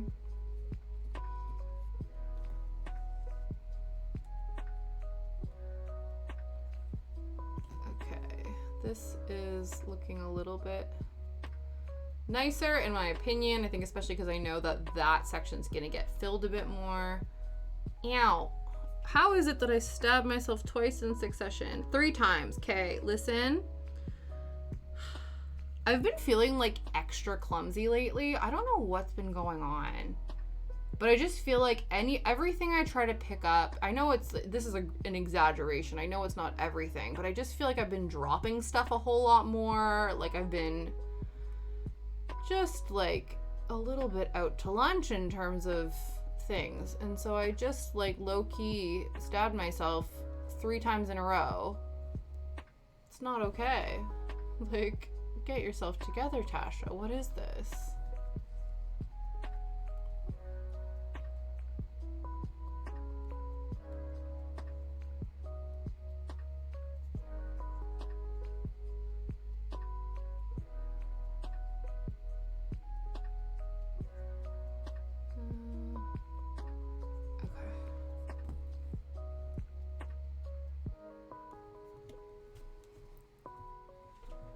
I wonder too if maybe I should arrange the hoop a bit differently, just to help maximize. If I move this and tilt it slightly, that might help. Don't know if it actually will, but we'll try. We'll try.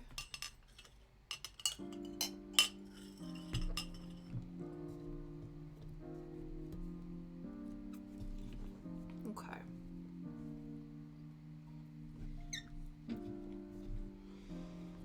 So I think we fill in this leaf here. Hopefully we have enough. We'll cut that and then fill in the rest of this. Actually, I might have to do that a bit early before we finish all of that.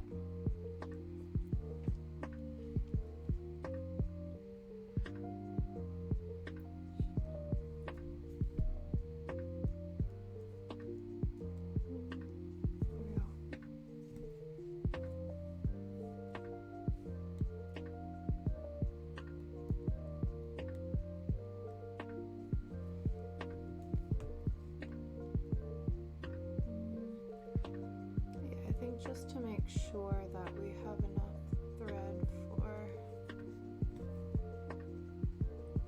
a knot, we'll flip that over and then finish that section. Do the orange, and then we'll fill in a little bit with that black, fill just a little spot in the center with that, because I think that will help.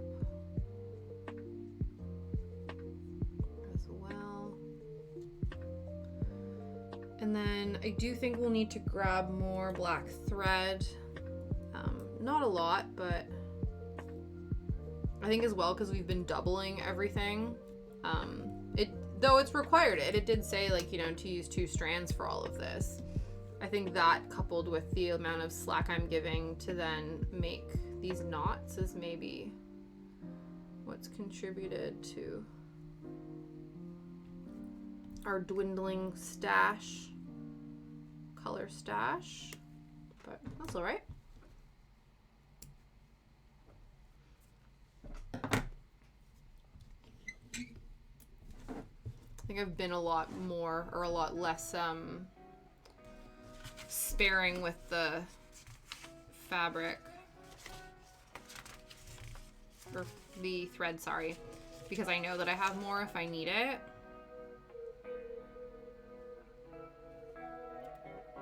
Yeah. Okay. Right. More orange, followed by black infill, followed by cutting more for our fishbone. I think that's what they're called. Fishbone? Yeah, fishbone stitch. So these two will be fishbone stitch, then we'll do our lazy daisy stitch, and then we're done. But we gotta finish this first. Which, I don't know, I feel like we will. Also, depending, because, yeah, we'll see if we end up going over time a little bit, if the little prints will allow. We might just try to get this done. Because I feel like a finish is on the horizon, so we should just try to make it happen.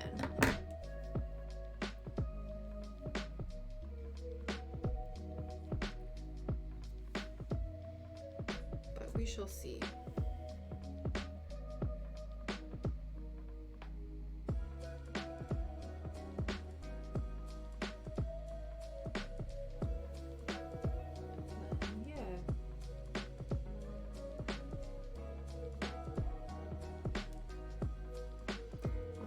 I was thinking I definitely want to make brownies, I think. And then also, to be fair, it'll be a bit early for this. It might be a good test though.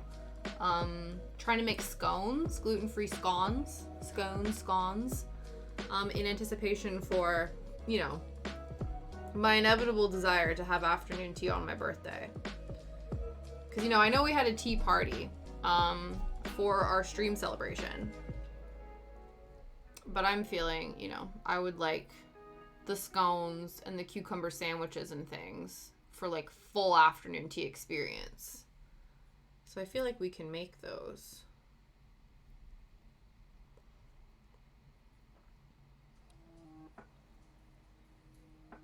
The cookies went over really well. Actually, it might actually be really nice. Yay, I love a tea party. It's true. It's true. Any excuse for it.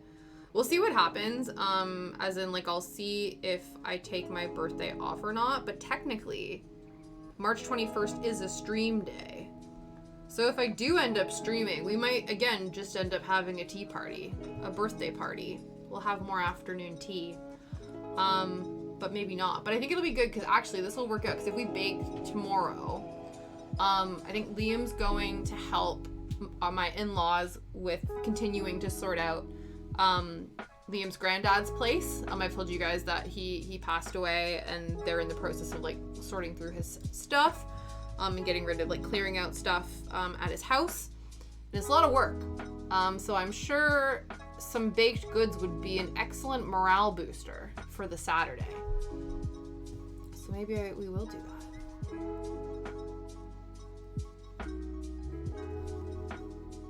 But I gotta make sure we have supplies as well. I might have to do a supply run in the morning. We'll see.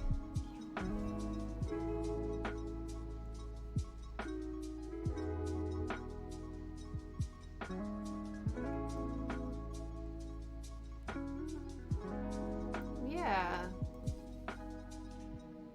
No, we need this to go in more. That'll be me helping.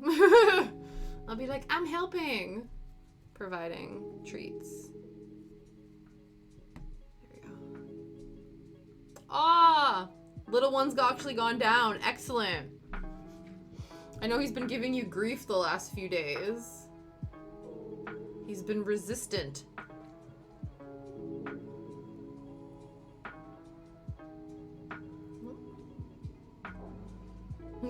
Yeah. Yeah, no, that's fine. It's all good.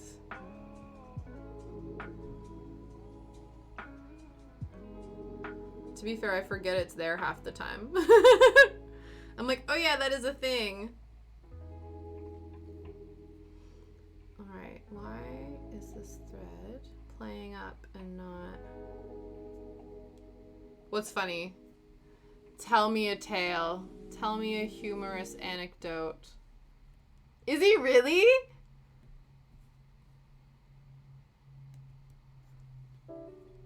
I popped my head in the office. Oh, no! That's so funny. I love that. I love it. He's working from home, aka getting paid to nap. And honestly though, if you can get paid to have a little cat nap, I say do it. I say take that opportunity. Working hard or hardly working. Yeah, I think so. I think so. Work hard, play hard.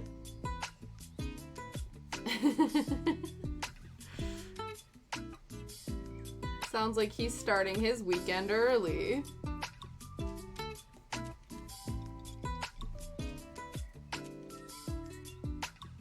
No, again, we still need to put a bit more. I think because we did this last black stitch at a bit of an angle, so here we go.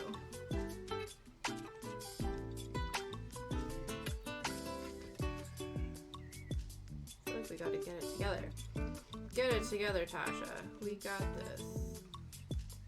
I'm trying to cut this because I think threading and rethreading this has caused it to go a little silly.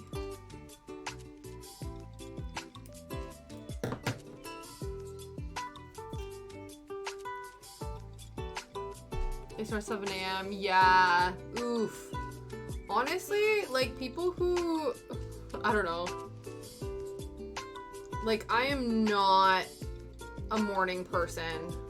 I'm not an evening person. I think between 10 and 6 is when I'm probably at my peak. And it's really just all downhill after that. So yeah, people whose days start at like 7 o'clock, I don't. Like I've been setting my alarm at 7:30. I'm trying, guys. I'm trying to get out of bed a little bit earlier and start my day a little bit earlier just because I feel like I should, which I know is an arbitrary thing, but I also feel like, you know, I don't know. Still, I just feel like I want to be more, I want to be getting up earlier.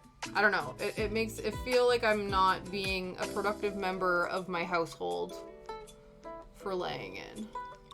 But yeah, I find it difficult. So basically what's happening, and I realized it takes me about a half hour to get out of bed. Probably an hour if Shadow comes in for snuggles. That's just the way it is. So, I used to set my alarm at 8, but then I wasn't rolling out of bed until 9. And then Shadow would be getting upset because usually between 9:30, like 9:30 we'll go for our W. But I need to have breakfast, get up, get dressed, like do all that kind of stuff. And so he gets really annoyed, even though I'm convinced, you know, it is a product of his own making, because he has the audacity to get upset with me that I'm not ready to go for a W when he's the one who crawled back into bed at 8 o'clock. And then,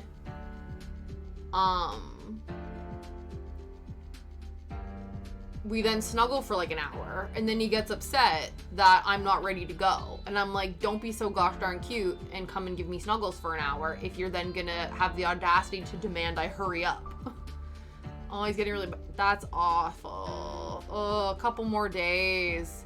I wonder if they can push him up, if like it's possible to bring it forward.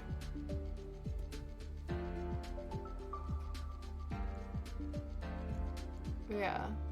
I think because this bit here is so close to the edge of the hoop where the entrance is, we've lost the tension a little bit here, so I'm gonna just kind of hold it to try to get that back.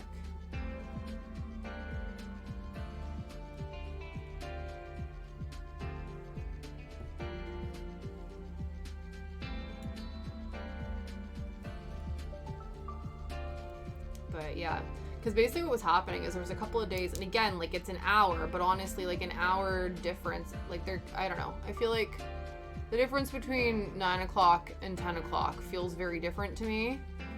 Not sure. Yeah, definitely. Yeah, because sometimes what happens is like you go and everything is like going smoothly, and they keep it to like the 6-8 week rotation, but then every once in a while it'll be like, oh, you've had, you know, like a backtrack in a certain area. If they determine that it is like due to like the muscular skeletal situation, then they'll be like, I actually want to see you like more frequently until the situation sorts itself out. So yeah, I wonder if they'll be like, oh, okay, actually come back a bit more frequently until the problem gets resolved, or they might be like, you literally just needed like this particular thing adjusted and now everything is good. But yeah, it'll be really interesting.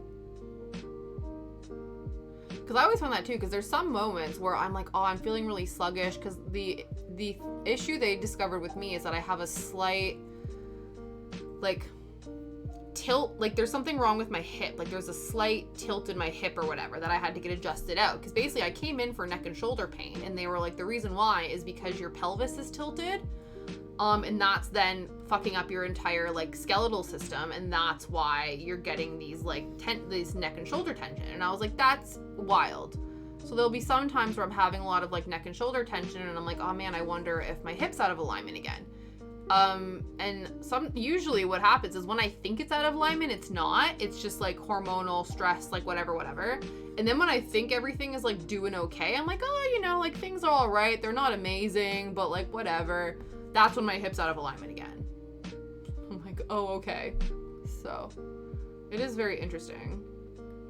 The chiropractor is a very interesting place. But yeah, that makes sense though, like if he's lying down, because it's like you're not going to be able to focus on a screen if you have a headache.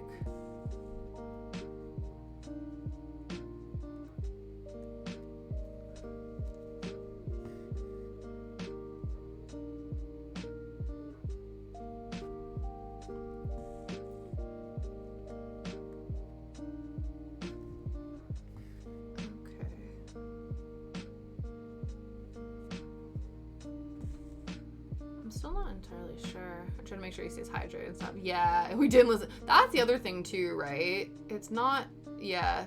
Hydration headaches are definitely a thing. That also doesn't help. He's really not helping himself, is he? You're like, excuse me, sir, please take care of yourself. Smarten up. Take care of yourself.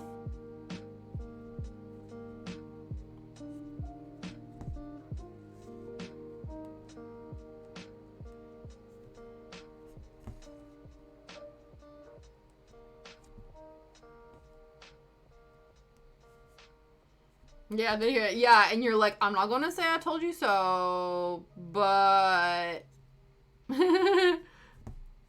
it is. It kind of is.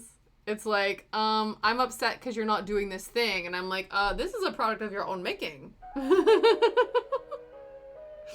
Absolutely. You did this to yourself. Ooh. Just smashing the camera. It's fine. Okay. I think we might have to rethread again before we finish this.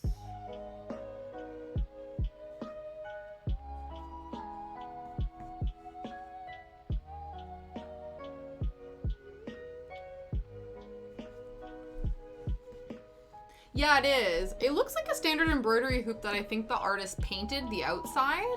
Yeah, I really like it too. I wonder what kind, like what kind of paint they used.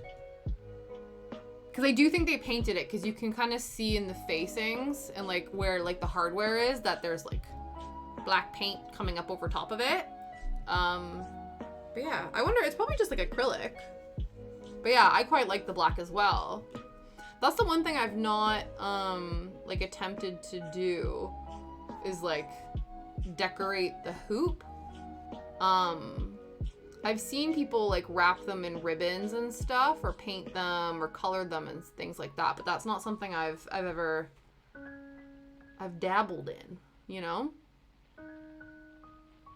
I think because you know what it is? I think I've thought about it, but I think I was worried, like, painting it or coloring it or something would then cause, like, transfer onto the fabric itself. Like, if I guess, like, if, you know, you colored it with marker or something like that, I would worry about the color transfer onto the Aida cloth or on the fabric.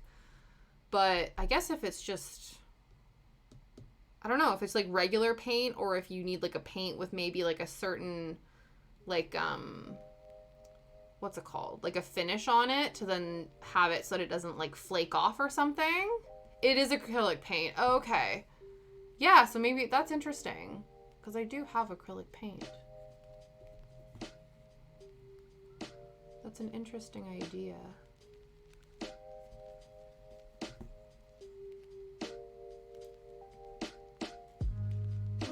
Just like a different way to, I guess, like, elevate your projects.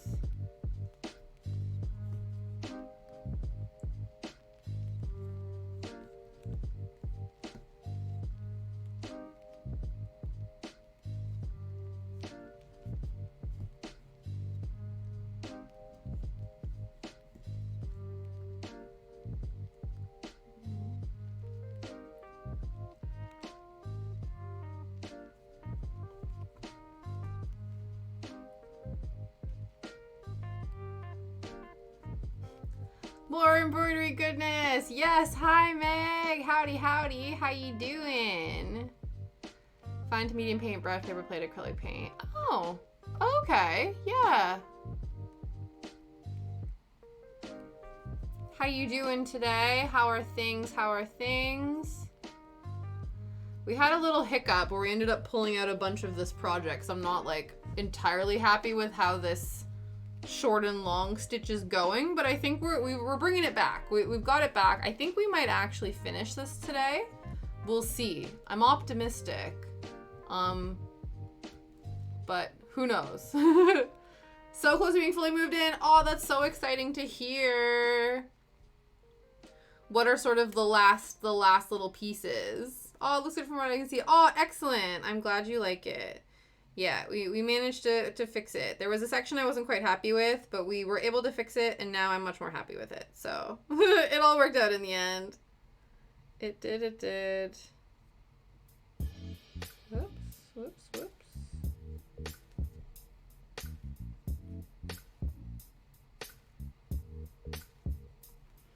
But yeah, so exciting.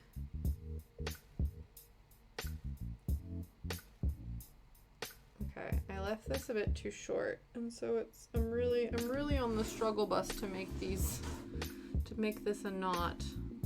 But it's okay. We'll make it work. We'll figure it out.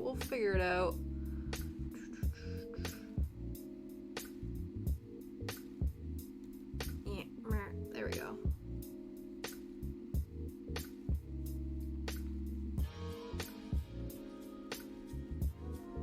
Kind of. That really didn't work, but got 2 mic boxes. I need to put it. Ooh, missed boxes.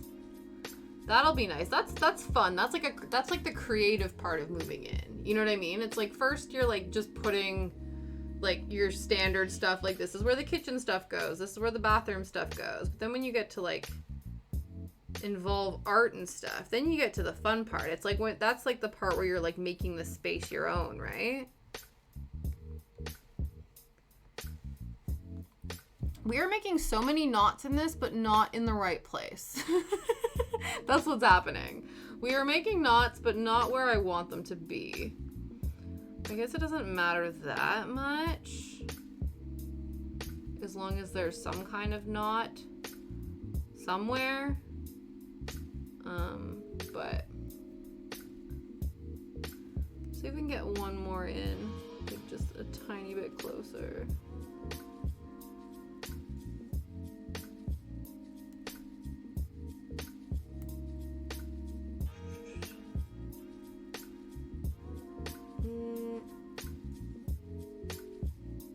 Sure. Maybe. Good enough. Naughty knots. You guys. Yeah, but we sorted them out in the end, kind of. There we go. Okay, so we have 1.5 more petals to go. Then we're going to fill in this tiny little gap of negative space that I think needs to be black. And then we're going to move on to our fishbone. That's the goal. That's the plan. Hopefully the plan goes to plan. We'll see.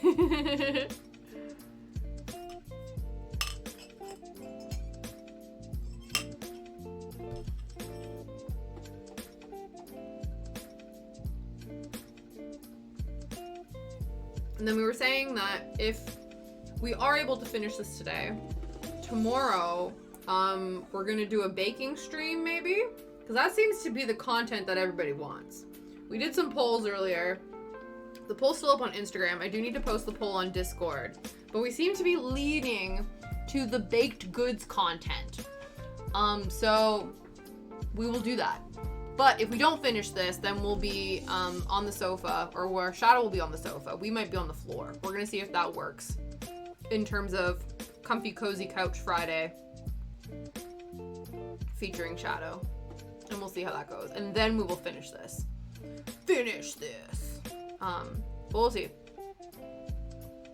I think it would be nice to finish it today, because I do feel like the amount of project we will have left won't really be like 3 hours worth of stuff left to do. Maybe, who knows, you know, we might end up frogging everything and then it will take a little longer, but as of right now it does seem like, you know, if we don't finish today, there's maybe only like an hour and a half's worth of stuff left to do on this, and so it doesn't really make like a whole hour stream, but it also doesn't feel right to finish this off stream because I feel like we've worked on it together, and so I don't want to do that,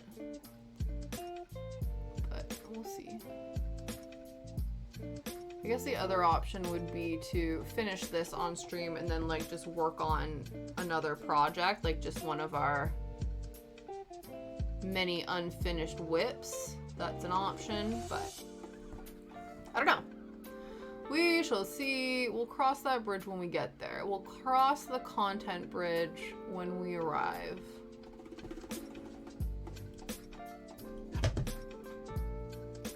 Probably turn that a bit more. So you can kind of sort of see what that is going on. Ooh.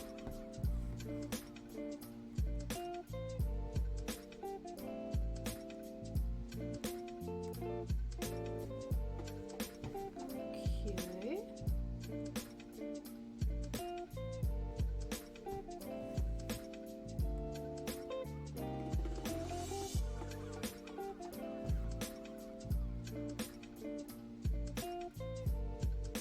But yeah, I definitely feel like in terms of technique, this high-low or long-short has been the most like elusive to me. I think because it's meant to be a bit more like dramatic in terms of its high-low elements, but I was concerned about it almost seeming like there was too much black. Like this is sort of the end project or end goal here, which I think is working, but I do think maybe we have more like black clustered in the center than maybe that one does, just due to the fact that we high-lowed or short-longed in much like denser succession, but I don't know. That's not necessarily a bad thing. It's just an observation. I think in terms of the finished project. But you know, like all the fact that, you know, I think the biggest thing is that the French knots turned out so well. that I almost feel like, you know, we needed, you know, a bit of controversy. This whole thing couldn't have gone amazingly. This petal looks really tiny. Maybe that's fine. Yeah, I think it's fine. I think it's fine. It's okay. It's all good. This one might be too long now, but it doesn't matter. This one can be different. Doesn't have to be perfect. It added some spice, some suspense. It's true. It's true. Exactly. Yeah, we gotta switch things up and keep things interesting, or else, you know, it would just be silky smooth sailing, and nobody wants that. That's not how things happen. We need some drama, some conflict. That's how good stories are written. The narrative arc, you know?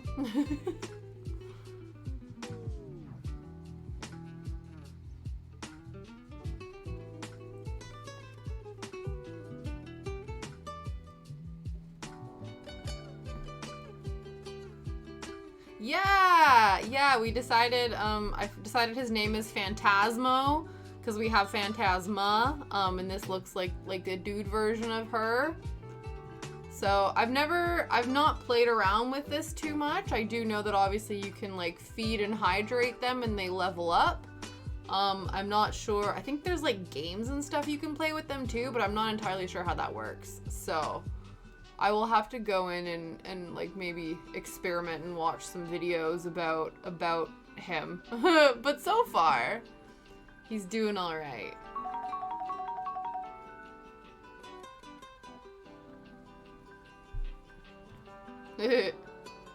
We had to turn off some notifications earlier because Pando was like chatting in the chat every like he was chatting in the chat like every 10 minutes. To the point where we had to be like, sir, cut it out.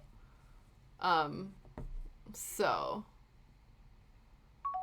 we'll see what happens. As of right now, he's been good. But yeah, he was being a little annoying earlier. So we needed to fix that. Oh? I wonder if that means he leveled up. I'm not sure. I would assume so. I don't know if Pando, maybe, yeah, I guess,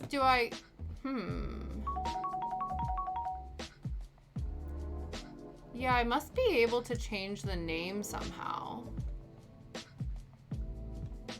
as an extension. I know you can add the name. Wow, all this stuff. No, go away, go away. How do I get back? How do I get back?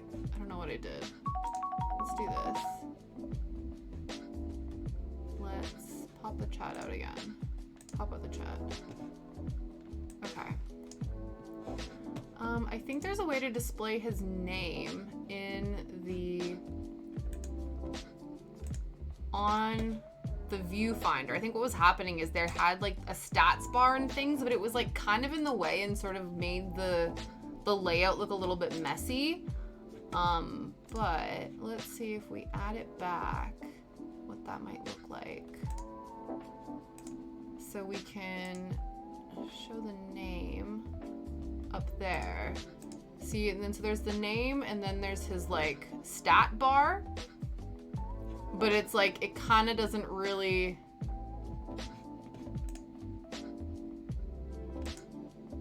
but then here's, that kind of works. Then you can sort of see his name. It's kind of just like chilling there, but it's better than nothing. We do that, and then do that maybe. And then we can see the name. And then, yeah, there's this like pet cafe thing. Oh, I guess that's for bits, maybe. Then there's the channel point ones. Oh, interesting. Okay, I guess I can turn the game on and see what happens. So there's, I think you play rock, paper, scissors with him. Let's turn it on just to see. I don't know. I assume it'll go on in real time. Let's see. Challenge Pando. We'll see if that popped up. Is that an option for you guys? Yeah, it is. So I guess now you can play games with him. You can challenge him in a game of rock, paper, scissors, I think.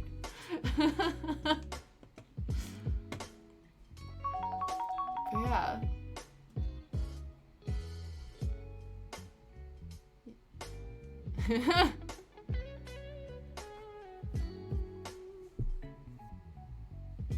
Oh yeah, it looks like he fully is playing rock, paper, scissors. That's really cute.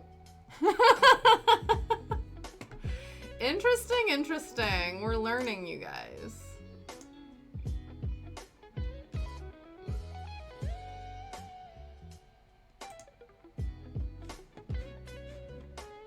Oh, we've got rock. It's a tie. Oh. This isn't, yeah. Here we go.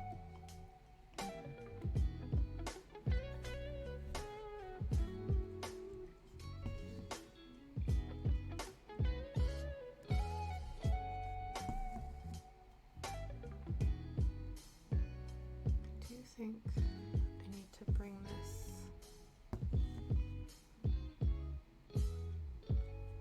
Down a bit more. Yeah, it's interesting. He only does one round. Might have to give, if we give you back those points, Aurora, and then you can do it again.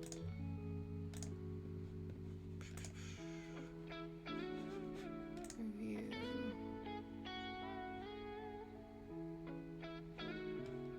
Mark as complete.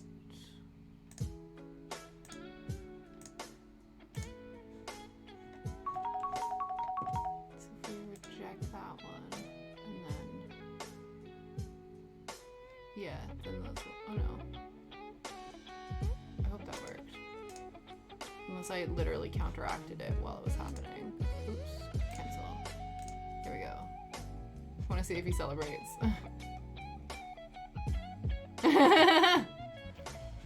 That is good though. I'm glad because I didn't know what it means because it was just like challenge Pando, and I was like, I don't know what that means. So now we know. So that's good. I wonder if he always ties you though. That's silly if he always ties. There's gotta be a win.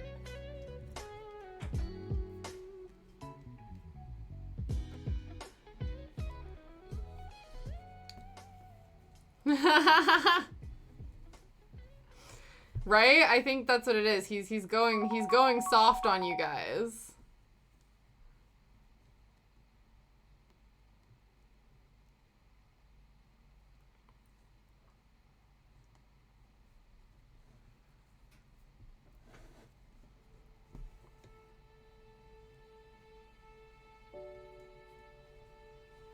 Valuable use of my channel points. Truly, truly. Yeah. Just to see Pando's reactions. I love that. Why not, you know?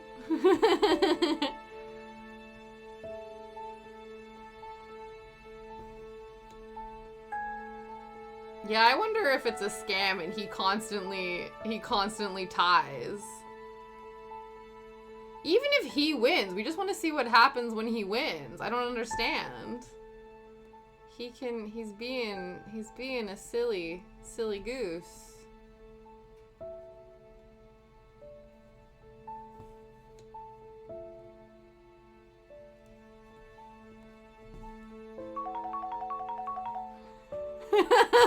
Meg's like, I'm committed.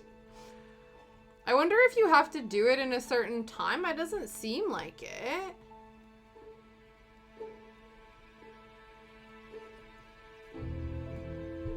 Yeah, surely it shouldn't do rock twice.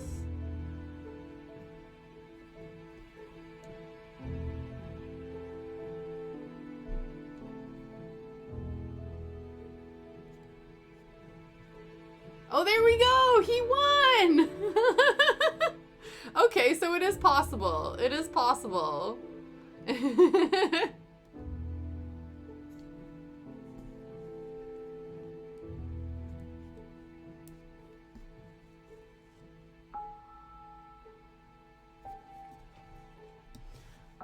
Okay, so I do feel like somehow, whoops, these, I guess because I was worried about, but the flower looks really short on this side.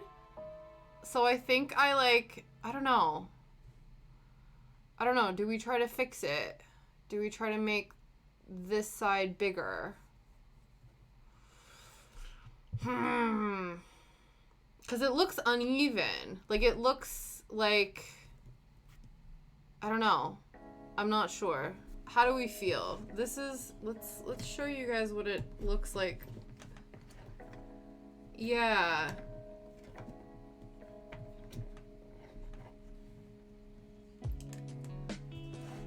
Yeah, because the other flower is going to be like a daisy stitch, so it's going to look different.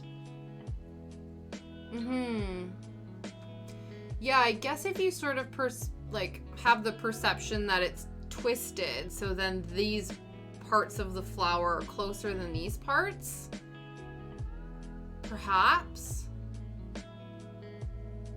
Yeah, I don't know. I guess what I can do, yeah, this just kind of looks like a weird triangle as opposed to like an actual flower petal, doesn't it?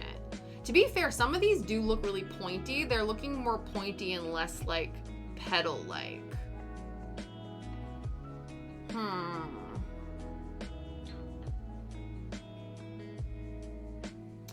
Yeah, I feel like the only problem with adding to it is then it would look like there would be a distinct definition in between them. I think maybe what we'll do, yeah, I think the other ones look pretty good too. It might be that one. The only thing with this obviously is because this one happened next and it's all on one line of thread, we would have to pull this out as well as that out to fix this one. So that's a thing.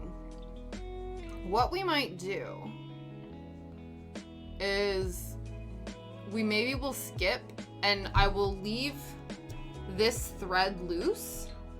And we'll maybe move on to the fishbone. And then once we do those, we can like go back in and fix this. You know what I mean? I think that might be a better way forward. Just because I feel like we've faffed with this a little bit and maybe we just need to like take a step back. You know what I mean? Maybe we need to do that. So we'll leave this loose. And then if we do, like, and not tie it off, and then if we do think that this is, like, looking a little bit wonky and we're not happy with it, then we can go back in and fix it. I think that should be, that will be the way forward. And then we can also save that for finishing this little, like, because there is still that little gap that I do want to fill in, but we can do that when we decide whether or not we're gonna finish those. So I do think we should move on to the fishbone stitch, which, to be fair, is kind of like this in a way. So that will be interesting.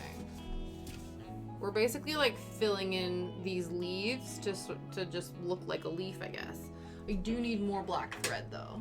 So I'm gonna, oh, do I not have any black in here? Interesting. We gotta consult the stash. The stash is currently being used as my foot rest. But we have, there we go. We have one of 3 floss stashes. And then we can grab 310, the black thread, and grab some more for this purpose. Because we have the ability. Oh, no problem. Boss is awake. Oh man. It was nice while it lasted. Of course, thank you so much for stopping by, Aurora. I appreciate you. I hope you have an excellent rest of your day. Okay, let's get more of this done.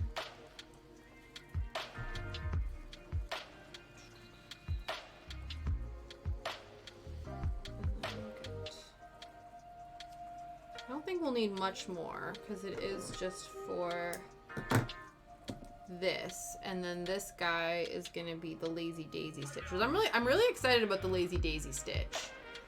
That one I'm very excited for. I think that one will be quite simple and exciting. remember how to do it. But yeah, we gotta get there first. Okay, let's separate this thread, fold her in half, and move on to the fishbone. And then while we do that, we will ponder making changes to the short long, which I do think needs to happen. Like, the more I look at it, the more I'm like, yeah, I do think we have to make some changes. But I also don't feel like doing that right this second. Is kind of more what it is. I think what's going to happen is we are going to frog it, but we want to do something fun first before we frog again. That's more what it is, I think. I think it's like, we are going to do something different before we do that. So,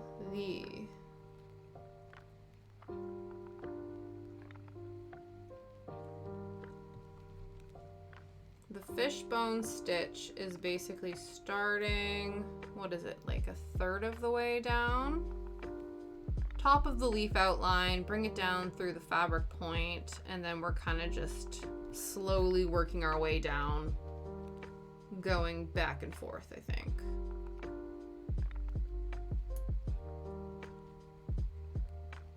And then I think I struggled when we were doing the test of this one because I made them really small, but I also didn't have a leaf shape to really go off of. And I think because this one we have leaf shapes drawn on the fabric, I think that will make it easier to know where to put the stitches, if that makes sense. So we're gonna start here. I guess we can move this down a little bit so you guys can get another close-up on the specific section. So we have a leaf here and a leaf here that we're gonna do. So we'll see how that goes.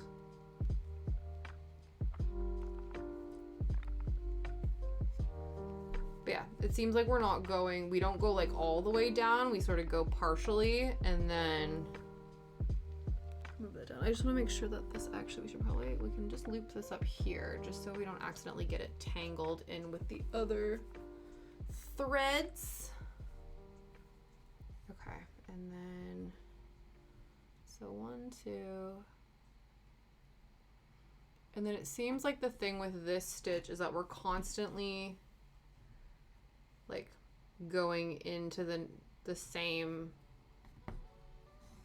hole. That's what she said. We're constantly, yeah. It's like all 3 of these lines are all meeting at a centered point, and then we slowly move down.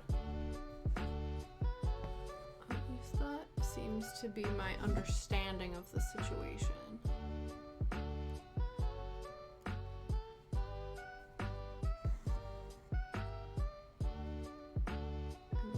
Move it down slightly.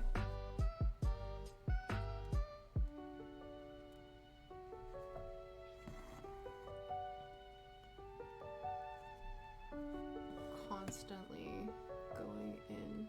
This is at a slightly different angle, but I guess the situation is still the same as long as we're following the concept. It shouldn't matter if within the fishbone the sides are uneven. At least I don't think it does.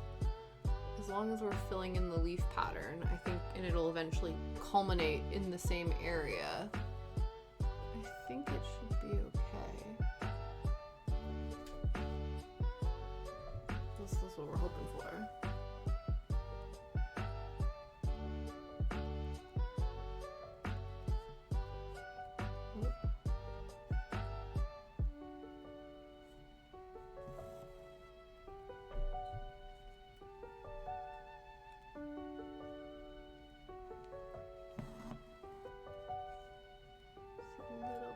Gap there, but I also feel like leaves have texture, so that should be fine.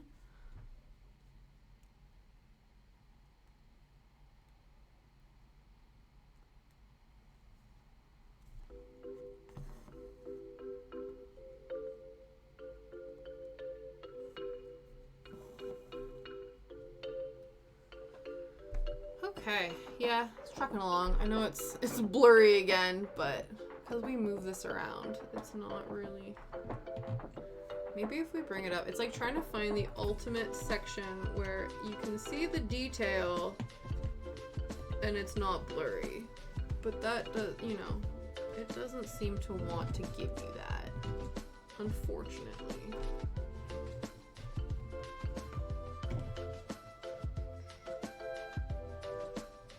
Maybe here. But again, I don't really know. At least it's focused now, but again, not as far up as it could be. Hell out of break. Oh, very nice. Yeah, it's going not bad, Kat. We finished. Well, I do think we're going to go back in and frog these last two petals that we did with our high, low, short, long stitching. Because this one's looking a little just pointy and less petal-like. And unfortunately, these two are attached. So if we want to fix this one, we got to take out this one. But I'm just, you know, we're switching gears because I don't feel like mentally frogging again for now. So we're going to do something different and then see how it goes. Yeah, but it's going okay. We learned that Pando plays rock, paper, scissors. And we at first thought it was rigged because Pando was constantly tying. And we were like, pretty sure this is messed up. But then eventually he won. So apparently there is variation to the game. So yeah, that was a fun little experiment we did earlier. Meg was like, I swear to God, if I use up all my channel points just so I can figure it out, we're gonna do it. You always lose, yeah.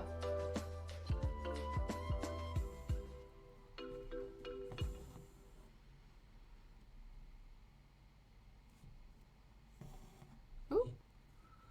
Was fun though. We put his name up just because obviously in the chat it's Pando. We're wondering if there's a way to change the chat name of Pando in order to have it be like his name Phantasmo, but we're not sure how to do that yet. Or if that's even possible. So that's also a thing.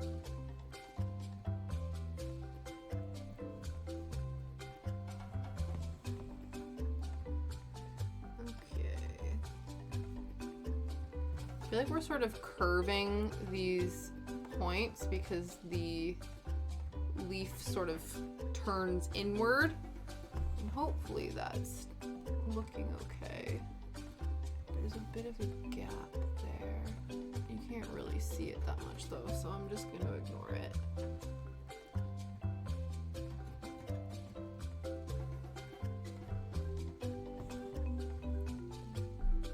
Okay.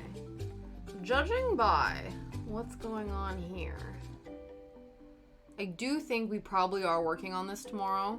I don't think we're gonna finish it today, which is fine, which is a-okay. It just means that, you know, we will start the new, you know, we'll start next week off with some new content. But if we do, because to be fair, I am, you know, I think what'll happen is we'll do as much as we can in the next 10 minutes. I'll frog this section off stream and then we can work on this section as well as finish the daisy portion. And then I guess if we finish,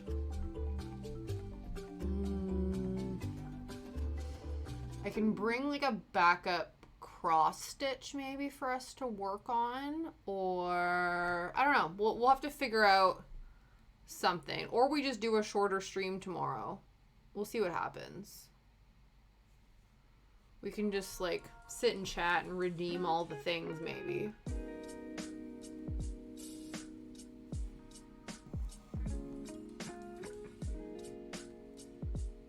What are you having for lunch, Kat?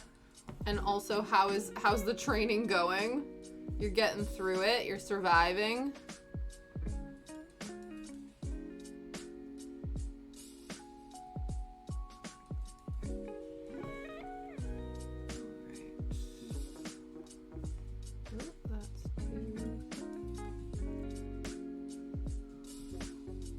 Chicken vegetable soup and it's going okay. Just a lot of data entry. Yeah, so it's more just that it's like tedious, isn't it?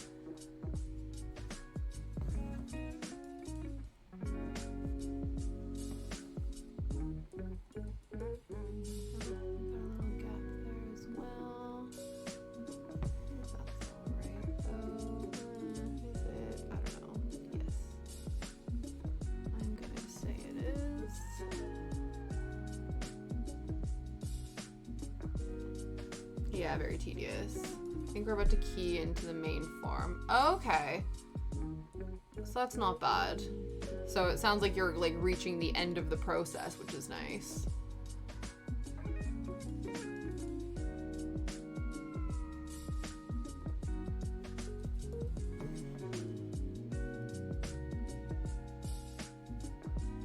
Ow.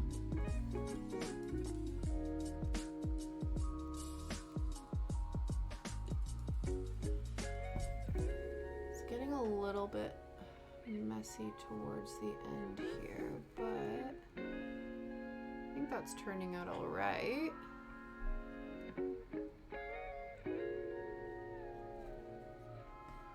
Sent you a video, cutest cake rolls. Oh, interesting. Looks easy but time consuming. Oh, okay, that's helpful. Yeah, we want something that's not gonna be super difficult, but also will maybe like take 3 hours. I'll have to take a look at that. Oh. I know my girl Becky, gluten-free cup of tea, that I took my last recipes from, she has a bunch, so I'm sure I could always look up a few of hers and see if there's ones that would make sense.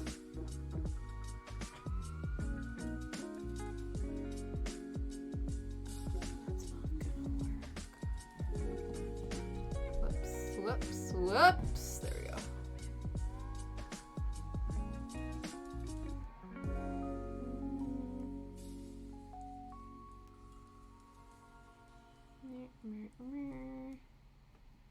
Use your cake recipe for the night. Yeah, that's true, eh?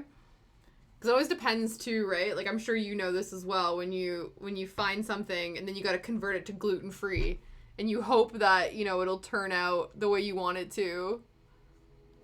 But sometimes structurally there's problems. Right? You're like,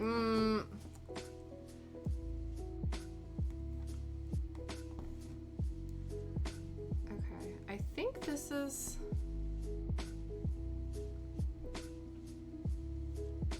This seems like the end here. We'll just... 9 does it, 10 doesn't. Yeah.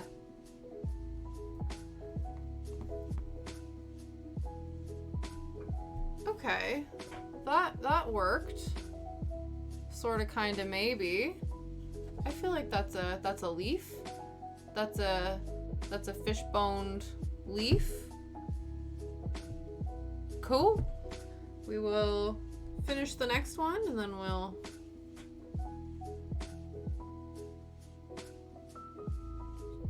I think this one's not going to be it's a bit shorter, so it shouldn't take as long.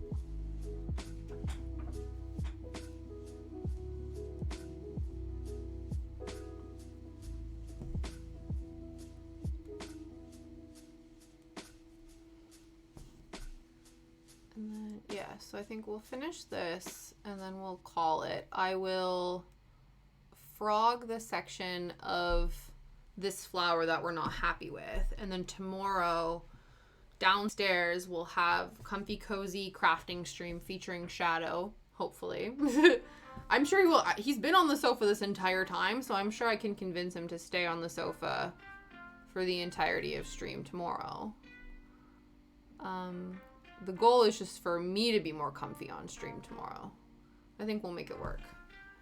And then we will, once we finish this, we'll then transition to something else. You know what I was thinking?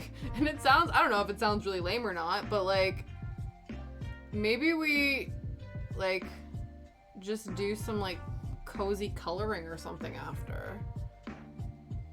because I have like a little, I don't know, I have like a nature themed coloring book. Maybe we just do like a cozy coloring stream after we finish this. Yeah, that might be nice. I don't know how well we will light it. You know, it might not be, it's a bit difficult to color from the couch, but I think that might be nice, you know? Might be a nice little, just so it's not something like, we don't want to be starting a new project downstairs on the couch, because I feel like that would be a bit of a mess. But I also feel like we don't want to, you know, we're not ready to like pull out any of our old whips just yet. At least I'm not ready. So maybe, yeah, maybe tomorrow, you know, we'll finish this, and then, you know, I assume we'll have a bit of time left over, and we'll just transition to like a cozy coloring stream.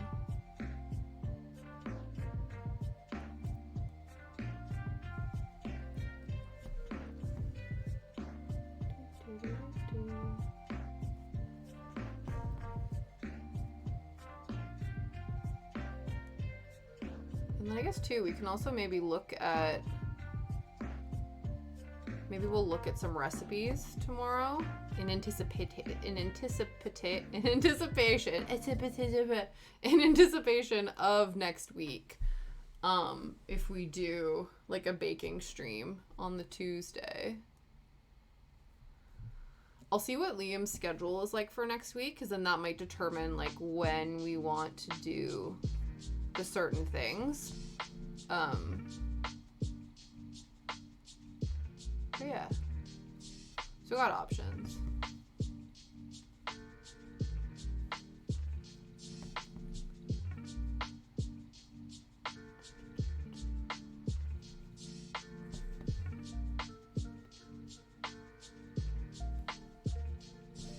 But yeah, I think eventually we will end up doing all of the suggested, you know, ideas, but it's just what we want to do first. And it does seem like baking is the most requested so far, which is cool.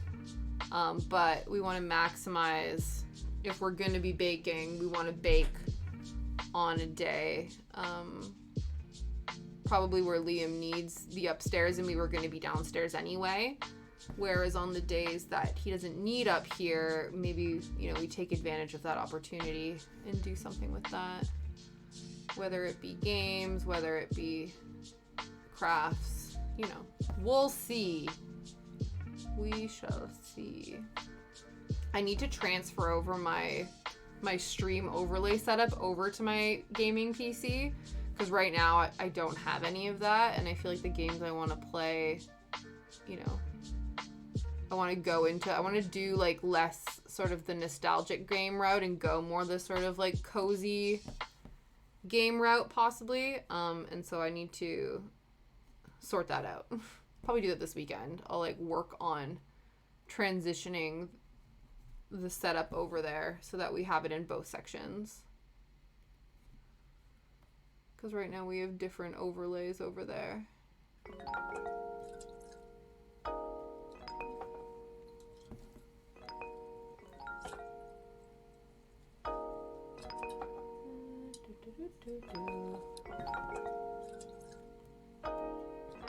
If anybody has any raid suggestions, let me know. If not, you know, we're gonna go and see whichever of our friends is currently online. There's always so many of them, and it's always lovely to stop by and say hi. But I'm always open to making new friends as well.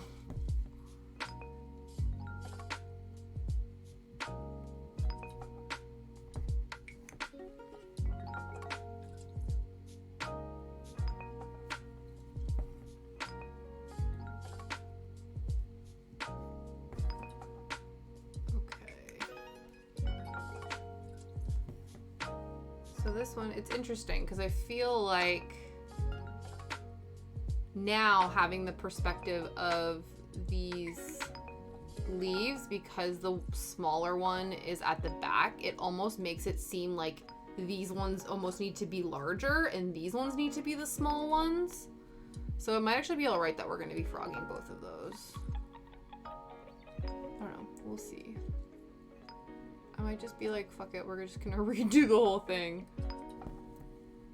We'll see. I don't think we'll have to completely redo it, but I definitely think these 3 need changing. I think what also needed to happen is I probably needed to move the hoop again. Because again, I was being a bit finicky about going to the edge of this drawing because the hoop was right there. And that made it a bit more difficult. And I think maybe what I should have done is move the hoop and then it wouldn't have mattered as much. And then I think that might have emboldened me to maybe make the project a lot larger in terms of scale and size of the petals. But no matter. Okay. I wonder if I made these. So this one's not, I don't know. Am I overthinking it? The end of the little guy isn't as pointy as this one. But I guess not all leaves are pointy, right? So it doesn't really matter. Am I overthinking it? I think it's okay. Right? Yeah, I think it's okay. I think leaves come in all shapes and sizes, so it's fine. Okay.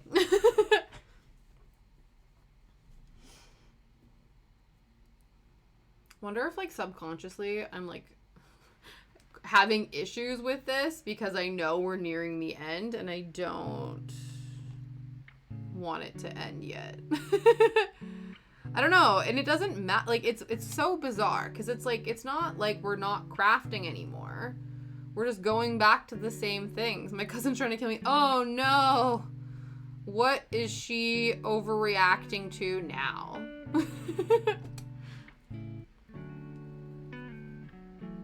Ow. I don't know. I was in a really good mood, guys. I was in an excellent mood. The sun was shining, things were great, but I have, injured myself more embroidering today than I think I have during, like, any needle felting stream. I don't know what's going on. I think maybe that just means that, it's time to simmer down. Just trying to change the intro right before we leave so she can lower her payment, but she wants to test it, and I just don't know the mental capacity. You're just like, why? Just chill. Just stop. Oh, man. You're like, give me strength. All right, so here we are at the end of today's stream. We're almost done. We're like on the home stretch, guys. I thought we'd finish today, but then, this became a problem. But we will fix the problem. We will amend the problem. We will finish it tomorrow. And then we'll do the Lazy Daisy, which I'm really excited about. I think it looks real cute. And then maybe we color tomorrow. We'll see. I think so. I think that would be a good idea. I just have to find my coloring pencils, my pencil crayons. They're around here somewhere. Actually, I think they're right here. That's convenient. Perfect. Found them. Have pencils. Will color. Oh, nope. These are sharp. Wow, that's where all my Sharpies went. Interesting, interesting. Okay. I still need to find my coloring pencils then. Okay. I forgot about these. I forgot that I had thick Sharpies as well as thin Sharpies. Okay, okay. What other wonderful wonderful things do I have in these drawers? Interesting. Interesting. Oh, well. Okay. Let us see who is online. Where are our friends? Unless anyone has any raid suggestions. If not, like I said, we are going to go on an adventure. LL Coolib's needle felting. Makerbug is getting messy. Dragon Rider is making a green tea block, which I'm kind of intrigued by it because it mentions tea. I think we might need to go and see them just because I'm curious as to what this tea is. We'll load up their stream. We'll make sure that they're not like getting ready to raid out, and then we'll go and say hi, I think. I think that's a good idea. I need to watch ads first though. Okay. Let's see if there's any update to the poll on the gram. Let's see. Oh, wow, across the board. Cross stitch, needle felting, gaming, and 2 baking. We are going to do all of them eventually. It just seems like baking is winning right now. All right. It does look like they are streaming still. And they also have a Pando. So maybe we should go see them. Mostly because I want to know what this green tea... What is this green tea that they speak of? Okay, let's do that. Copy that. Let's go and raid them. And then we'll be back here tomorrow, but we'll be somewhere else in the house with Shadow, hopefully. And then yeah, let's do that. Oh, you are already raiding. That's interesting. I didn't know that happened. No, it's no problem, Kat. I appreciate you stopping by. No, it was very good fun. You know, any bit and all of it. I always appreciate the work lurk. I appreciate all of you for whatever capacity you're able to spend time with me. I appreciate it. Okay, let's go and raid.